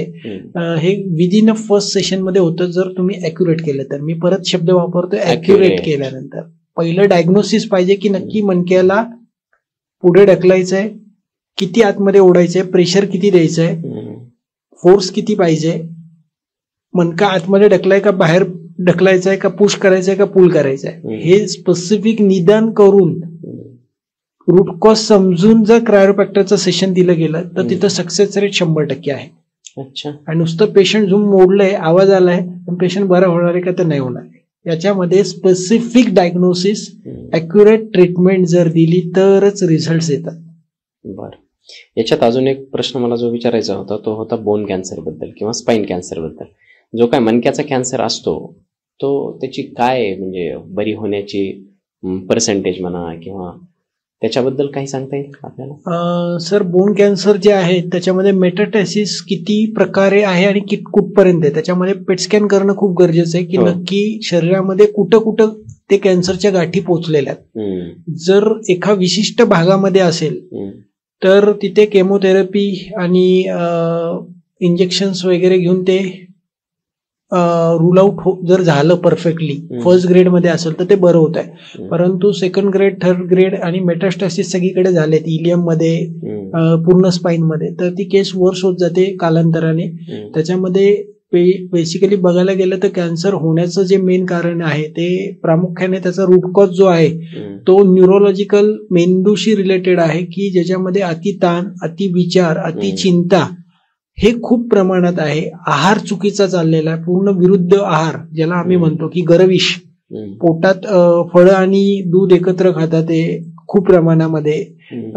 त्याचबरोबर जेवताना एकच पदार्थ अति प्रमाणात खाल्ला जातोय. म्हणजे काही लोक मी बघतो बटाट्याची तर गेली 10 वर्ष बटाट्याचीच भाजी खातो, मी दुसरी भाजी खात नाही. आणि स्ट्रेस घेणं, सतत चिंता करणं, रागावणं, काम, क्रोध, शोक, भय, ईर्ष्या, द्वेष, मत्सर ह्याचा अति प्रमाणात शरीरात निर्मिती करणं आणि वापर करणं, त्याच्यामुळे कॅन्सर सारखे आजार होतात. त्यामुळे लाईफस्टाईल बदलली पाहिजे, विचारसरणी बदलली पाहिजे, आनंदी राहता आलं पाहिजे, सतत मना करारे प्रसन्न सर्व सिद्धीचे हे कारण. मन जर प्रसन्न नसेल तर कसं काय माणूस आनंदी राहील आतमध्ये, ते आजार कसे काय बरे होतील. आज हिरवं ग्रीन व्हेजिटेबल, आज सिद्धूचा व्हिडिओ सगळा व्हायरल होतोय बघा. त्यांनी सांगितले लाईफस्टाईल त्यांनी बदलली, डाएट बदलला, चेंजेस काय झाले आतमध्ये. बॉडी स्वतःहून सगळ्या आजार बरं करण्याची क्षमता तिच्यात आहेच. कारण तुम्ही जे खाता तेच तुमचं शरीर आहे, त्यापासूनच तुमचं शरीर बनतंय आणि त्याचे गुणधर्म सुद्धा शरीरामध्ये उतरतात आणि त्याच क्वालिटीचे, त्याच गुणाचे आजार सुद्धा तुम्हाला जडतात. बरोबर आहे. अगदी जबरदस्त. याच्यात सर्वात महत्वाचा प्रश्न मला जो पहिल्यापासून विचारायचा होता किंवा प्रेक्षकांच्या मनामध्ये येईल की हे जे स्लीप डिस असेल किंवा सायटिका असेल, याची सुरुवात कशी होते, पहिलं काय लक्षण असतं याचं? स्लीप डिस सायटिका मध्ये मी तुम्हाला मगाशी म्हटलं की पहिली कंबर दुखायला लागली फार, खूप प्रचंड प्रमाणात दुखायला लागली. त्याच्यामध्ये स्पाझम पूर्ण येतो, हलत नाही कंबर, कुठेच पेशंटला धड बसता येत नाही, धड उठता येत नाही. पण ही तर पुढची स्टेज झाली ना सगळ्यात फर्स्ट ग्रेड मध्ये. सर, जेव्हा फर्स्ट स्टेज मध्ये न्यूक्लियस पल्पलस ज्यावेळेस बाहेर येतो, फाटतो आणि अॅन्युलस फायबर तुमचं रप्चर होतं, त्यावेळेस फर्स्ट ग्रेड मध्ये पूर्ण स्पाझम येतो. तो अॅक्यूट कंडिशनचा, जेवढा लवकर येतो तेवढा लवकर बरा होतो. अच्छा. जेवढ्या लवकर येतो तेवढ्या लवकर तो बरा होणार आहे. एक लक्षात घ्या, त्या काळामध्ये पेशंटने फक्त 10 ते 12 तास झोपून राहायचं. फर्स्ट दिवशी तुम्हाला असं जर कधी फिलिंग आलं, काहीतरी उचललं, झटका बसला, क्विक सडन ऑफ मुवमेंट केली आणि अॅन्युलस फायबर फाटलेला आहे, त्या वेळेमध्ये, त्या काळामध्ये पूर्ण पेशंटची कंबर, पेशंटला अक्षरशः असं उठायतानाही 10 सेकंद लागतात आणि खाली बसतानाही 10 सेकंद लागतात खुर्चीवरती. या स्टेजमध्ये फक्त झोपून राहायचंय. पण असं कंबर आखडल्याच्या नंतर तर उलट लोक ते गावातले जे गावठी चोळणारे असतात किंवा मसाज करणारे असतात, अंग मोडण्याचा प्रयत्न करतात, वाकवण्याचा प्रयत्न करतात, काय ते लूज होईल. आणि बऱ्याच लोकांमध्ये गैरसमज जे मी ऐकलेले की अंग ताटलं असेल तर तसंच झोपू नको, ते अगदी ताटून राहीन, त्याला थोडं मोकळं करण्यासाठी अंग हलवतात. एक लक्षात घ्या, गादी बाहेर आल्यानंतर बॉडीचा ॲटोम इम्युन सिस्टीमचा लगेच बॉडी तुमची स्पाझमला करते का, तर ती गादी बाहेर पडू नये म्हणून. बॉडी स्वतः काळजी, डिफेन्स मेकॅनिझम आहे, बॉडी स्वतः काळजी घेते. बरं. त्या काळात जर तुम्ही अजून ताटवलं किंवा चोळलं किंवा रगडलं, डिस अजून बाहेर येणार आणि पाय लुळा पडण्याचे चान्सेस तिथे वाटतात. बघा, मी बरेच पेशंट बघतो की मी या गावामध्ये गेलो, पाय देऊन आलो, कमरेवरती पाय दिला, माझ्या पायात मुंग्या चालू झाल्या, ती वर्स होते केस. मी गेलो, पाय दिला, पाय बधीर झाला किंवा पायातली ताकद पूर्ण गेली, असे बरेच केसेस बघायला मिळतात. एक लक्षात घ्या, लचक बसणे आणि डिस्क बाहेर येणे हे दोन्ही प्रकार वेगळे आहेत. काय काय काय अंतर काय असतं त्याच्यामध्ये? लचक मध्ये तुमची डिस्क बाहेर येत नाही, डिस्क नॉर्मल असते. नाही, तरी सिम्पटम्स मध्ये काय? सिम्पटम मध्ये पेशंटला लचक मध्ये पेशंट मुवमेंट इझी असतात. लचक मध्ये म्हणजे पेशंट स्वतः चालतोय पण त्याला आखडल्याची भावना असते. बर. आणि स्पाझम मध्ये ज्यामध्ये डिस्क हर्निएट झाली आहे त्यामध्ये स्पेसिफिक पूर्ण कंबर ही लॉक होते. तिथे पाय दुखत नाही, कंबर लॉक होते पूर्ण, आणि पेशंटला उठता येत नाही, बसता येत नाही. अक्यूट कंडिशन मध्ये, क्रोनिक कंडिशन मध्ये स्पाझम हा निघून जातो. पेशंटला खूप वेळ उभं राहिले तर मग त्रास होणार आहे, खूप वेळ बसले तर त्रास होणार आहे. हा एकदम खूप मोठा फरक आहे. लचक बसली आहे तर ती लचक ऑटोमॅटिक तुम्ही लेप लावलाय, दुःख बघावसारखा लेप आहे, कमरेवरती गरम पाण्यात घालून लावलाय, शेकलंय, तर ते लचक त्याच दिवशी थांबते. पण ती लचक थांबत नाहीये तर मग समजायचं की हे पुढचं ग्रेडेशन आहे. बर. हे जे घरच्या घरी अंग मोडणं किंवा पाठ चोपून घेणं वगैरे, याचा काय फायदा होतो की कसं? टेम्पररी पेशंटला बरं वाटतं सर, जिथे धातुक्षयजन्य दाबल्यानंतर बरं वाटतं, किंवा जे खूप दमून येतात, ते खूप काम करून येतात, त्यांना चोळल्यानंतर बरं वाटतं. ज्या लोकांमध्ये अजीर्ण झालंय, आमाजीर्ण आहे, खूप जेवण केले, खूप गॅसेस पोटात मध्ये साठलेलं आहे, अजीर्ण झालेलं आहे, आणि त्यामध्ये चोळलं तर दुखणं 4 पट वाटतं. मग ह्यामध्ये घरच्या घरी करण्याचा जो प्रकार आहे, बरं वाटत असेल तर करा. त्यांनी दुखणं वाटतंय, त्रास होतोय, तर तुम्हाला नक्कीच चांगल्या डॉक्टरला दाखवलं पाहिजे. बरं. आजकाल हे बजरंग लेप आणि अशा बऱ्याच कंपनीचे लेप वगैरे आलेले आहेत, त्या लेपचा काय फायदा होतो?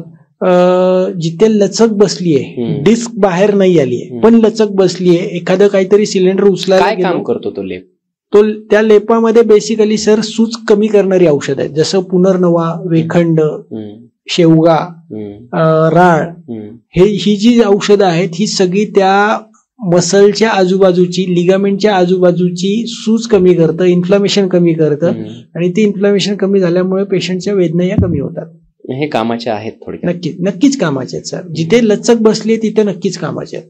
आणि जिथे मुरूड आलाय, डिस्क हर्निएशन मध्ये तुम्हाला जोपर्यंत गादीमधलं अंतर वाढवत नाही तोपर्यंत तुमची डिस्क हर्निएशन कमी कधीच होणार नाही, किंवा अशा लेपामुळे त्याच्यामध्ये काही फायदा होत नाही.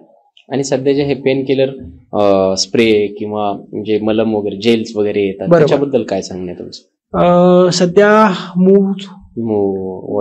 ओलिनी जे वेगवेगळे लिगामेंट, जनरलाइज डायक्लोफिनॅक वगैरे, डायक्लोफिनॅक असतं, त्यामध्ये स्प्रे जेल असतात. ते जेल्स जे आहेत ते बेसिकली पेन कमी करतात, किंवा त्याच्यामध्ये पेपरमिंट किंवा पुदिना अर्क असतो बेसिकली, त्याने गरम होते ती जागा, आणि ती जागा गरम झाल्यामुळे तिथलं इन्फ्लामेशन हे कमी होतं. पण ते नसावर नस चढणे ज्याला म्हणतात, स्नायूचं इन्फ्लामेशन आहे, लिगामेंटचं इन्फ्लामेशन आहे, तिथे ते ऑइलमेंट किंवा ते लिगामेंट्स खूप चांगल्या पद्धतीने इन्फ्लामेशन कमी करण्यासाठी त्याचा उपयोग होतो. परंतु डिस्क हर्निएशन आहे, पोट्रुजन आहे, गादी बाहेर आली आहे, तिथे काही त्याचा उपयोग होत नाही. दुखणं कमी होईल काही काळापुरतं, परत त्रास आहे तसाच. अच्छा, ठीक आहे. आणि मार्केटमध्ये तेल पण असतात खूप, परवा काही लोक तर ते डीपीचं जळालेलं तेल, ऐकलंय तुम्ही? हो. असे हे तेल वगैरे लावतात, ते त्याने पेन कसा रिलीफ होतो मला अजूनही कळलेलं नाही. एक लक्षात घ्या, त्या तेलांमध्ये लोक पुदिनाचा अर्क आणि पेपरमिंट टाकतात, जेणेकरून गरमी तिथे उत्पन्न होईल, अँटी इन्फ्लामेटरी ऍक्शन तिथे होते, आणि त्याच्यामुळे जिथे सीआरपी वाढलेला आहे किंवा ईएसआर वाढलेला आहे, अशा कंडिशनचं पेन जे आहे ते तात्पुरतं आहे, किंवा अचानक आलं खूप दीर्घकाळ नाहीये, ते पेन तिथे कमी होतं त्याने.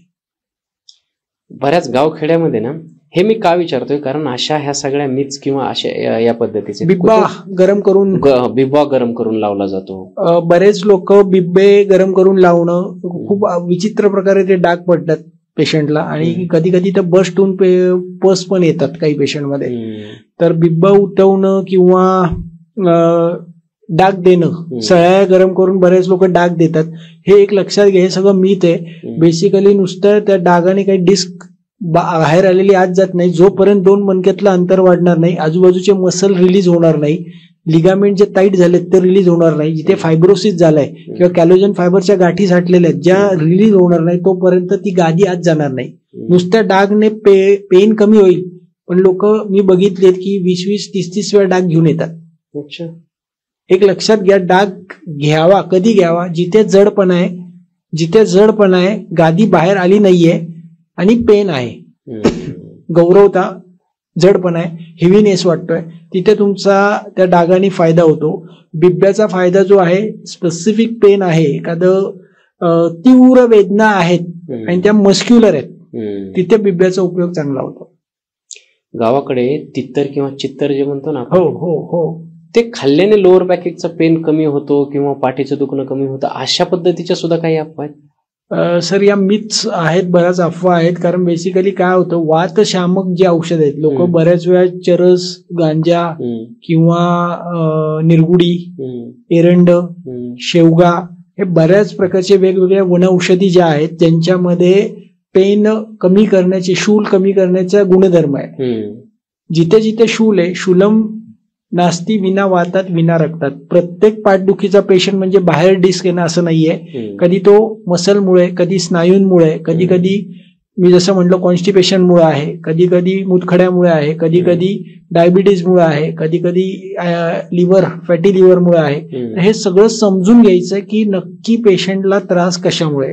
जोपर्यंत डायग्नोसिस होणार नाही तोपर्यंत ॲक्युरेट लाईन ऑफ ट्रीटमेंट आपल्याला सांगता येणार नाही. अच्छा. आज काय होतं, लोक प्रयोग करा, ह्या डॉक्टरचा फायदा नाही झाला तर तू बाबा हा प्रयोग कर, तो प्रयोग कर. याच्यामुळे गावामध्ये, समाजामध्ये जो लोक जे सांगतील ते करतात. बऱ्याच वेळा वेगवेगळे चीक झाडांचे लावतात, अक्षरशः ते पूर्ण स्किन बस्ट जळून जाते, आयुष्यभर ती मागे लागते. आतापर्यंत जे ऐकले की समजा हे जे उपाय आहेत तर ते सेकंडरी आहेत किंवा त्यांचा काही फायदा नाही, हे सगळे मिथ्स आहेत. पण असे, आता तुम्ही आयुर्वेदिक डॉक्टर आहात सुरुवातीला, असे काही घरगुती उपाय नक्कीच असतील ज्याने तुमचा पेन कमी होतो, असे काही उपाय सांगू शकाल? नक्कीच आहे. ज्यांना असं पेन चालू झालंय, कंबर दुखतीये, मान अवघडतीये किंवा कंबर अवघडतीये, कंबर जड वाटतीये, तर अशा काळामध्ये तुमच्या घरी कुकर आहे प्रत्येकाच्या. तो कुकरची वरची शिट्टी काढायची, तिथे हिरवा पाईप लावायचा, त्याच्यामध्ये दशमूळ, निरगुडी, एरंडाचा पाला टाकायचा, कुकर फास्ट चालू करायचा, गॅस चालू करायचा फास्ट मध्ये, आणि वाफ आल्यानंतर तो पाणी पूर्ण झटकून घ्यायचं आणि तो वाफारा मानेपासून कमरेपर्यंत, पायाच्या बोटांपर्यंत 30 मिनिटं सकाळ संध्याकाळ अशा अवस्थेत दिला घरच्या घरी तर नक्कीच पेन कमी होतं. कुठले कुठले पेन कमी होतात त्याच्यामध्ये? समजा तुमचे सांधे दुखतात, मनगट दुखतंय, घोटे दुखतात, कोपर दुखते, मान दुखते, कंबर दुखते, कमरेचे सगळे सांधे दुखतात, गुडघे दुखतात, पायाची बोटं दुखतात, पायाचे घोटे दुखतात, अशा प्रत्येक सांध्यांमधल्या ज्या वेदना आहेत त्या वेदना ह्या शेक साधारण एका जागेवरती 10 ते 15 मिनिटं जर दिला आपण, जो दुखतोय त्या भागामध्ये, तर नक्कीच वेदना आपल्या कमी होतात. अजून काही उपाय? दुसरा उपाय, जसं मगाशी आपण म्हणलं, दुःख भगावलेप, बजरंग लेपासारखी औषधं आपण घरगुती आणायची आहेत, ती गरम पाण्यामध्ये चांगली कालवायची आहेत आणि तिथे गरम गरम लेप त्याचा घालायचा आहे. तिसरं, आपण काही स्ट्रेचिंग एक्सरसाइज घरच्या घरी करू शकतो. जो सांधा दुखतोय किंवा जो स्नायू दुखतोय त्याला थोडंसं हलक्या, जेवढं सहन होतंय तेवढ्या प्रेशरनी स्ट्रेच करणे. म्हणजे आपली मान दुखते तर मानेला आपण या पद्धतीने मागच्या दिशेने स्ट्रेच करू शकतो, उजवीकडे स्ट्रेच करू शकतो. हळूहळू स्ट्रेचिंग करायचंय तुम्हाला, जेवढं सहन होईल तेवढं. दुखलं तर थांबायचं. बरं. पण या एक्सरसाइज ज्या तुम्ही सांगताय त्या हर्निएशन मध्ये कामी येणार आहेत? हर्निएशन मध्ये एक लक्षात घ्या, पेन ते तात्पुरतं कमी होणार आहे, कायमस्वरूपी ती ट्रीटमेंट नाहीये. तुम्हाला कायमस्वरूपी गादी आतमध्ये घालवायची असेल तर नुसतं एक लक्षात घ्या, काही लोकांच्या डोक्यात असतं की माझं पेन जायला पाहिजे आणि काही लोकांच्या डोक्यात असतं की माझं पेन हे कायमचं जायला पाहिजे. ज्यांचं तात्पुरतं पेन कमी करायचंय त्यांनी ते लोक लेप लावतील, पेन किलर घेतात, आयुष्यात 5-10 वर्ष पुढे ढकलतात. असेही लोक आहेत समाजामध्ये. आणि काही लोक अशी आहेत, सुशिक्षित आहेत, की ज्यांना वाटतं की माझं पेन कायमस्वरूपी घालवायचंय, परत आलं नाही पाहिजे. त्यांच्यासाठी मॅन्युअल थेरपी ही सगळ्यात बेस्ट काम करते. बरं. सुरुवातीलाच आपण जेव्हा मी तुम्हाला विचारलं की हे सगळे आजार वाढण्याचे किंवा मणक्याचे आजार वाढण्याची कारण काय, तर तुम्ही फार कारण सांगितली. बरोबर. परंतु सर, आज जे प्रेक्षक, माझे प्रेक्षक जे हा पॉडकास्ट पाहतायत त्या लोकांसाठी माझा हा प्रश्न आहे की हे slip disc, herniation, prolapse of disc, हे सगळे आजार होण्यासाठी, म्हणजे साधारण भाषेत सांगायचं झालं तर मणक्याचे आजार होऊ नयेत म्हणून असं काय करायला पाहिजे की तो मला आजार झालाच नाही पाहिजे? 1, 2, 3, 4 जेही तुम्ही डेली रुटीन मध्ये या गोष्टी तुम्ही नक्कीच केल्या पाहिजेत. 1 असोत, 2 असोत, 3 असोत, सांगा सर. पहिली गोष्ट सगळ्यात प्रामुख्याने कॉन्शियसनेस तुमच्यामध्ये आला पाहिजे. कॉन्शियसनेस मुवमेंट करत असताना, तुम्ही कुठल्याही हालचाली करत असताना एका सेकंदामध्ये 3 हालचाली करायच्या नाहीयेत. समजा उजवीकडे वळलो, रोटेशनल मध्ये खाली वाकू नका, रोटेशन मध्ये खाली वाकू नका जोरात. जर त्या कंडिशन मध्ये जोरात खाली वाकले तर बऱ्याच वेळा गादी सॅटेलाइट प्रमाणे बाहेर पडते. बरं, हे पहिलं सगळ्यात महत्वाचं. इन्स्टंट एका सेकंदामध्ये 3 मुवमेंट करायचे नाही, पहिला नियम. दुसरा नियम आहे, एका जागेवर तुम्ही बसलात तर दर 1 तासाने कंपल्सरी 5 मिनिटं उठायचंय, चालायचंय, वॉक करायचंय. तुम्ही जर बसलेला आहात तर उठायचंय, उभे आहात तर 5 मिनिटं बसायचंय, व्हायचे वर्षा दोन्ही गोष्टी करायच्या. तिसरी गोष्ट, एखादा असा व्यायाम करायचा जेणेकरून सगळे आपले स्नायू, सांधे, सगळे बोन हे स्ट्रेच होते. जसं की सूर्यनमस्कार. सूर्यनमस्कारमध्ये 12 मुवमेंट्स आहेत. प्रत्येक सूर्यनमस्काराची पोझिशन करताना पृथ्वीच्या वरती चालला श्वास घ्यायचा आहे, पृथ्वीच्या जवळ चाललो श्वास सोडून द्यायचा आहे. एका आसन स्थितीमध्ये कमीत कमी 10 सेकंदापासून 30 सेकंदापर्यंत आपल्याला थांबायचं आहे. असे कमीत कमी 3 ते 5 सूर्यनमस्कार रोज कंपल्सरी मारायचे. जर सूर्यनमस्कार रोज मारले तर बॉडीची स्ट्रेंथ वाढणार आहे, मसलची फ्लेक्झिबिलिटी वाढणार आहे आणि रिजनरेशन चालू होतं, कारण एन्झाईम सिक्रीट होतात. सूर्यनमस्कार मारत असताना सगळ्या ऑर्गनचे एक्सरसाइज होतात. तुम्ही रनिंग करताय, तुम्ही जिम करताय, तिथे ऑर्गनला मुवमेंट होत नाही. सूर्यनमस्कार मध्ये प्रत्येक ऑर्गनची मुवमेंट होते. मला वाटतं स्विमिंग मध्ये पण फार इफेक्टिव्ह आहे. स्विमिंगने ज्यांचे पाय जड पडतात, ज्यांना उरुस्तंभ, उरू म्हणजे काय तर मांड्या जड पडतात, चालताना मांड्या भरल्यासारख्या वाटतात, त्यांच्यामध्ये स्विमिंग म्हणजे प्लवन, संस्कृत स्विमिंगला शब्द आहे प्लवन.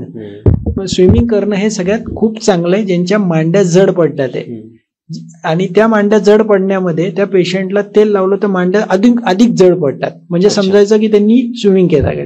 ज्यांनी चोळून घेतलं की मांड्या अजून जड पडतात, तर त्यांनी कंपल्सरी स्विमिंग सारखा व्यायाम करायचा. अजून पहिले तर आपण सांगितलं की पोझिशन्स चेंज केल्या पाहिजे, चाललं पाहिजे, एक्सरसाइज केली पाहिजे. दुसरी गोष्ट, 1 सेकंद मध्ये 3 मुवमेंट नाही केल्या पाहिजे. जेवणाची वेळ ही नियमित पाहिजे. सकाळचं जेवण हे 9-9:30 ला, संध्याकाळचं जेवण हे 6-6:30 वाजता. त्याच्यानंतर नाही. शक्यतो नंतर केलं तर बऱ्याच वेळा अजीर्ण होतं, गॅसेस होतात आणि त्याच्यामुळे पित्ताचे विकार वाढतात. त्याचबरोबर पुढचा जो टप्पा आहे त्यामध्ये सगळ्यात प्रामुख्याने आनंदी राहायला पाहिजे. अतिविचार सगळ्यात महत्वाचा आहे. आनंदी राहिलं पाहिजे. तुम्हाला जे काम आवडते ते काम तुम्ही करा. पैसे मिळवण्यासाठी किंवा गरजा भागवण्यासाठी लोक न आवडणारी कामं प्रचंड प्रमाणात करतात, मग त्याचा स्ट्रेस येतो. त्याचबरोबर कंपनी मग टार्गेट देते आणि मग पूर्ण डोक्याची मंडई होऊन जाते आणि तिथनं चालू होतो मानेचा त्रास. अप्पर ट्रॅपेजियस मसल सगळे सुजायला लागतात, डोकं भणभणायला लागतं, रात्रीची झोप नष्ट होते, मग चालू होते शुगर, मग चालू होते काही दिवसांनी ब्लड शुगर झाली की लगेच हायपरटेन्शन येऊन बसतात. हायपरटेन्शन नंतर मग सगळे मसल मधली ताकद कमी होते. मसलची ताकद कमी झाली की स्पाईनचे डिसऑर्डर चालू होतात, degenerative changes in the spine, loss of lordosis, curve नष्ट होतो. म्हणजे हे सगळं एकमेकाशी जोडलेलं शरीर आहे आपलं. एक लक्षात घ्या, सगळ्या शरीर आपल्यामध्ये सगळे भाग एकत्रित काम करत असतात. एकत्रित काम करत असताना बऱ्याच वेळा एखादा अवयव मिसअलाइन होतो, त्याचा एन्झाईम सिक्रेट होत नाही, त्याच्यामुळे वेगवेगळे 4-5 आजार निर्माण होतात. त्यामुळे आनंदी राहणं खूप गरजेचं आहे. अतिताण, तणाव, चिंता, स्ट्रेस या गोष्टी जीवनात जेवढ्या कमी करता येईल, आणि जे आहे, जे घडतंय ते आपलं प्रारब्ध आहे, भगवंताची कृपा आहे. एक लक्षात घ्या, हे स्वीकारलं ना तर तुमचे आजार कमी होणार आहे. पण तुम्ही घाबरले, भीती आली मनामध्ये, फिअर आला, आता माझं कसं होणार, आता मला पाठ दुखा लागली, डॉक्टरांनी ऑपरेशन सांगितलंय. मग आपले मित्र परिवारात कोणतरी भेटायला येतं, ते सांगतात अरे आमच्या शेजारच्याचं ऑपरेशन झालं, त्याची बायको पाय लुळा पडलाय. मग दुसरं कोणतरी 2 दिवसांनी येतं, अगं त्याचा लघवीचा कंट्रोल गेलेला आहे, ऑपरेशन करू नको तू. मग मनाची द्वंद्व स्थिती, मी ऑपरेशन करू का नको, का पेन किलर घेऊ. मग पेन किलर घेतो, तो मेडिकलवाला म्हणतो अरे पेन किलर खाऊन खाऊन किडन्या खराब होतील तुझ्या, डायलिसिस चालू होईल. मग ह्यामध्ये भीती मनामध्ये चालू होते की मी नक्की आता करायचं तर काय. मग अशा वेळेस बऱ्याच वेळा मी बघितलं, काही लोक तर माझ्याकडे 2-3 वेळा आत्महत्येचा प्रकार करून माझ्याकडे आलेत. तो पेन तेवढा खतरनाक असतो. येस, मग मी त्यांना सांगितलं की काळजी करू नका, ह्याला उत्तर 100% आहे. आणि ते लोक अक्षरशः जाताना फर्स्ट डे 80 ते 90% पेन कमी होतं. अक्षरशः बरेच रुग्ण मी बघतो पाय पडून माझं पूर्ण पाय अष्टांग नमस्कार घालून जातात घरी. का? आता बेसिकली पेन कमी झालेलं असतं. एक लक्षात घ्या, एक त्यांच्यामध्ये एक वेगळा आनंद निर्माण होतो, एक वेगळी ऊर्जा निर्माण होते की आता जगण्यासाठी मला काहीतरी, बाबा मी आता यातनं बाहेर पडणार, ही एक भावना चालू होते. शेवटचा प्रश्न मला विचारायचा आहे सर, जो मला वाटतं की प्रत्येकाच्या घरात हा आजार असेल, त्यांच्या वाईफ असेल, त्यांच्या वहिनी असतील, त्यांच्या कुणीही रिलेटिव्ह मध्ये असेल, बरोबर, ज्यांचं सिजेरियन सेक्शन झालेलं आहे, अशा लेडीज, त्यांना ते भूल देताना किंवा अॅनेस्थेशिया देताना जे स्पाईन मध्ये अॅनेस्थेशिया दिला जातो त्याच्यानंतर बरेच वर्षानुवर्ष कंबर दुखते, किंवा काही जर गर्भाशयाचे ऑपरेशन झाले तर वर्षानुवर्ष कंबर दुखण्याचा आजार होतो. त्यांचं एक सिम्पटम असते की सकाळी उठल्याबरोबर जी कंबर आकडलेली असते ते पुढचे अर्धा एक तास त्या मोकळ्या होत नाहीत. आणि हे प्रत्येकाच्या घरात प्रत्येकाला हे आढळलं असेल. हे का होतं आणि याच्यावरती उपाय काय, हा आपला शेवटचा प्रश्न. खूप चांगला प्रश्न विचारला. एक 60 ते 70% पेशंट अशा प्रकारचे मला व्यवहारतः बघायला मिळतात. तर कुठल्याही प्रकारचे ऑपरेशन्स झालेत, जसं तुम्ही सिझेरियन म्हणले तसं मी थोडंसं अजून पुढे जाऊ, अंबलिकल हार्निया आहे, अपेंडिक्स सारखं ऑपरेशन आहे, त्याचबरोबर गर्भपिशवीचं ऑपरेशन आहे. हे करत असताना बऱ्याच वेळा बुलीचं इंजेक्शन देत असताना तिथे नवला कुठे ना कुठे तो धक्का लागतो. सायटिक नर्व जी आहे तिला पिंचिंग होतं at the time of nerve injection inject करताना अॅनेस्थेशियाचं इंजेक्ट करताना तो धक्का तिथे लागतो. आणि तिथे धक्का लागल्यानंतर पेशंट पॅरासिम्पॅथेटिक नर्वस सिस्टीम जी आहे ती कुठेतरी शॉकमध्ये जाते आणि मसल तिथे कॉन्ट्रॅक्ट होतात. का? तर कुठलंही बाहेरचं मटेरियल जेव्हा आपल्या शरीरामध्ये आतमध्ये येतं, बॉडी स्वतःहून डिफेन्स मेकॅनिझम काय करते, तिला बाहेर टाकण्याचा प्रयत्न करते. त्यावेळेस नर्व कुठेतरी कॉन्ट्रॅक्शन मध्ये जातात आणि ते कायमस्वरूपी कॉन्ट्रॅक्शन मध्ये जातात, बिकॉज तिथला रिदम, क्रेनिओसॅक्रल रिदम जो आहे तो मिसअलाइन होतो. मग अशा कंडिशन मध्ये पेशंटला रोज सकाळी उठल्यानंतर वाटतं की काहीतरी आखडून धरलंय, कोणीतरी पकडून ठेवलेलं आहे. मग ह्या केसेसमध्ये बऱ्याच वेळा त्या लोकांना दुधाचा लेप फक्त जर केला त्यांनी, दूध हे कृत्रिम विष आहे. आता जे दुधाचा लेप म्हणजे फक्त दूध जे आहे ते तुमच्या पाठीला चोळायचं आहे. कधी कसं? आंघोळीच्या पूर्वी एक साधारण तुम्ही आंघोळीच्या आधी 10 मिनिटं फक्त दूध पूर्ण कमरेला चोळणार आहात. गाईचं म्हशीचं कुठलंही दूध चालेल. दुधाची ऍक्टिव्हिटी म्हणजे ऍक्टिव्ह प्रिन्सिपल त्याच्यामध्ये गरविष ती सगळं घालवतं. गरविष म्हणजे काय? गरविष म्हणजे कृत्रिम विष. आज आपण अॅनेस्थेशिया दिलं ते कृत्रिम आहे, एक प्रकारचं कृत्रिम औषध आहे जे शरीरात गेल्यामुळे त्याचा ऍडव्हर्स इफेक्ट आहे कंबर दुखायला लागणं. तर दूध तिथे लावणं, त्याचबरोबर मसाज करायची की हलक्या हाताने फक्त लावायचंय. हलक्या हाताने ते लावून ठेवायचं, 5 ते 10 मिनिटं लावायचं आणि लगेच आंघोळ करायची. दुसरं प्रकार आहे ज्याच्यामध्ये तुम्ही काही स्लाइटली भुजंगासनासारखी काही एक्सरसाइज करणं, ज्याच्यामध्ये तुमचे स्पाईनचा कव हा एक्सटेंड होईल. भुजंगासन, परिवृत्त उत्तानासन म्हणजे बॅकवर्ड बेंडिंग ही 2 आसनं आणि सूर्यनमस्काराचे काही प्रकार जर केले तर त्यांनी मसलची स्ट्रेंथ वाढते आणि ते दुखणं कमी होतं. एक लक्षात घ्या, मसलची ताकद जोपर्यंत वाढणार नाही तोपर्यंत पेन कमी होत नाही.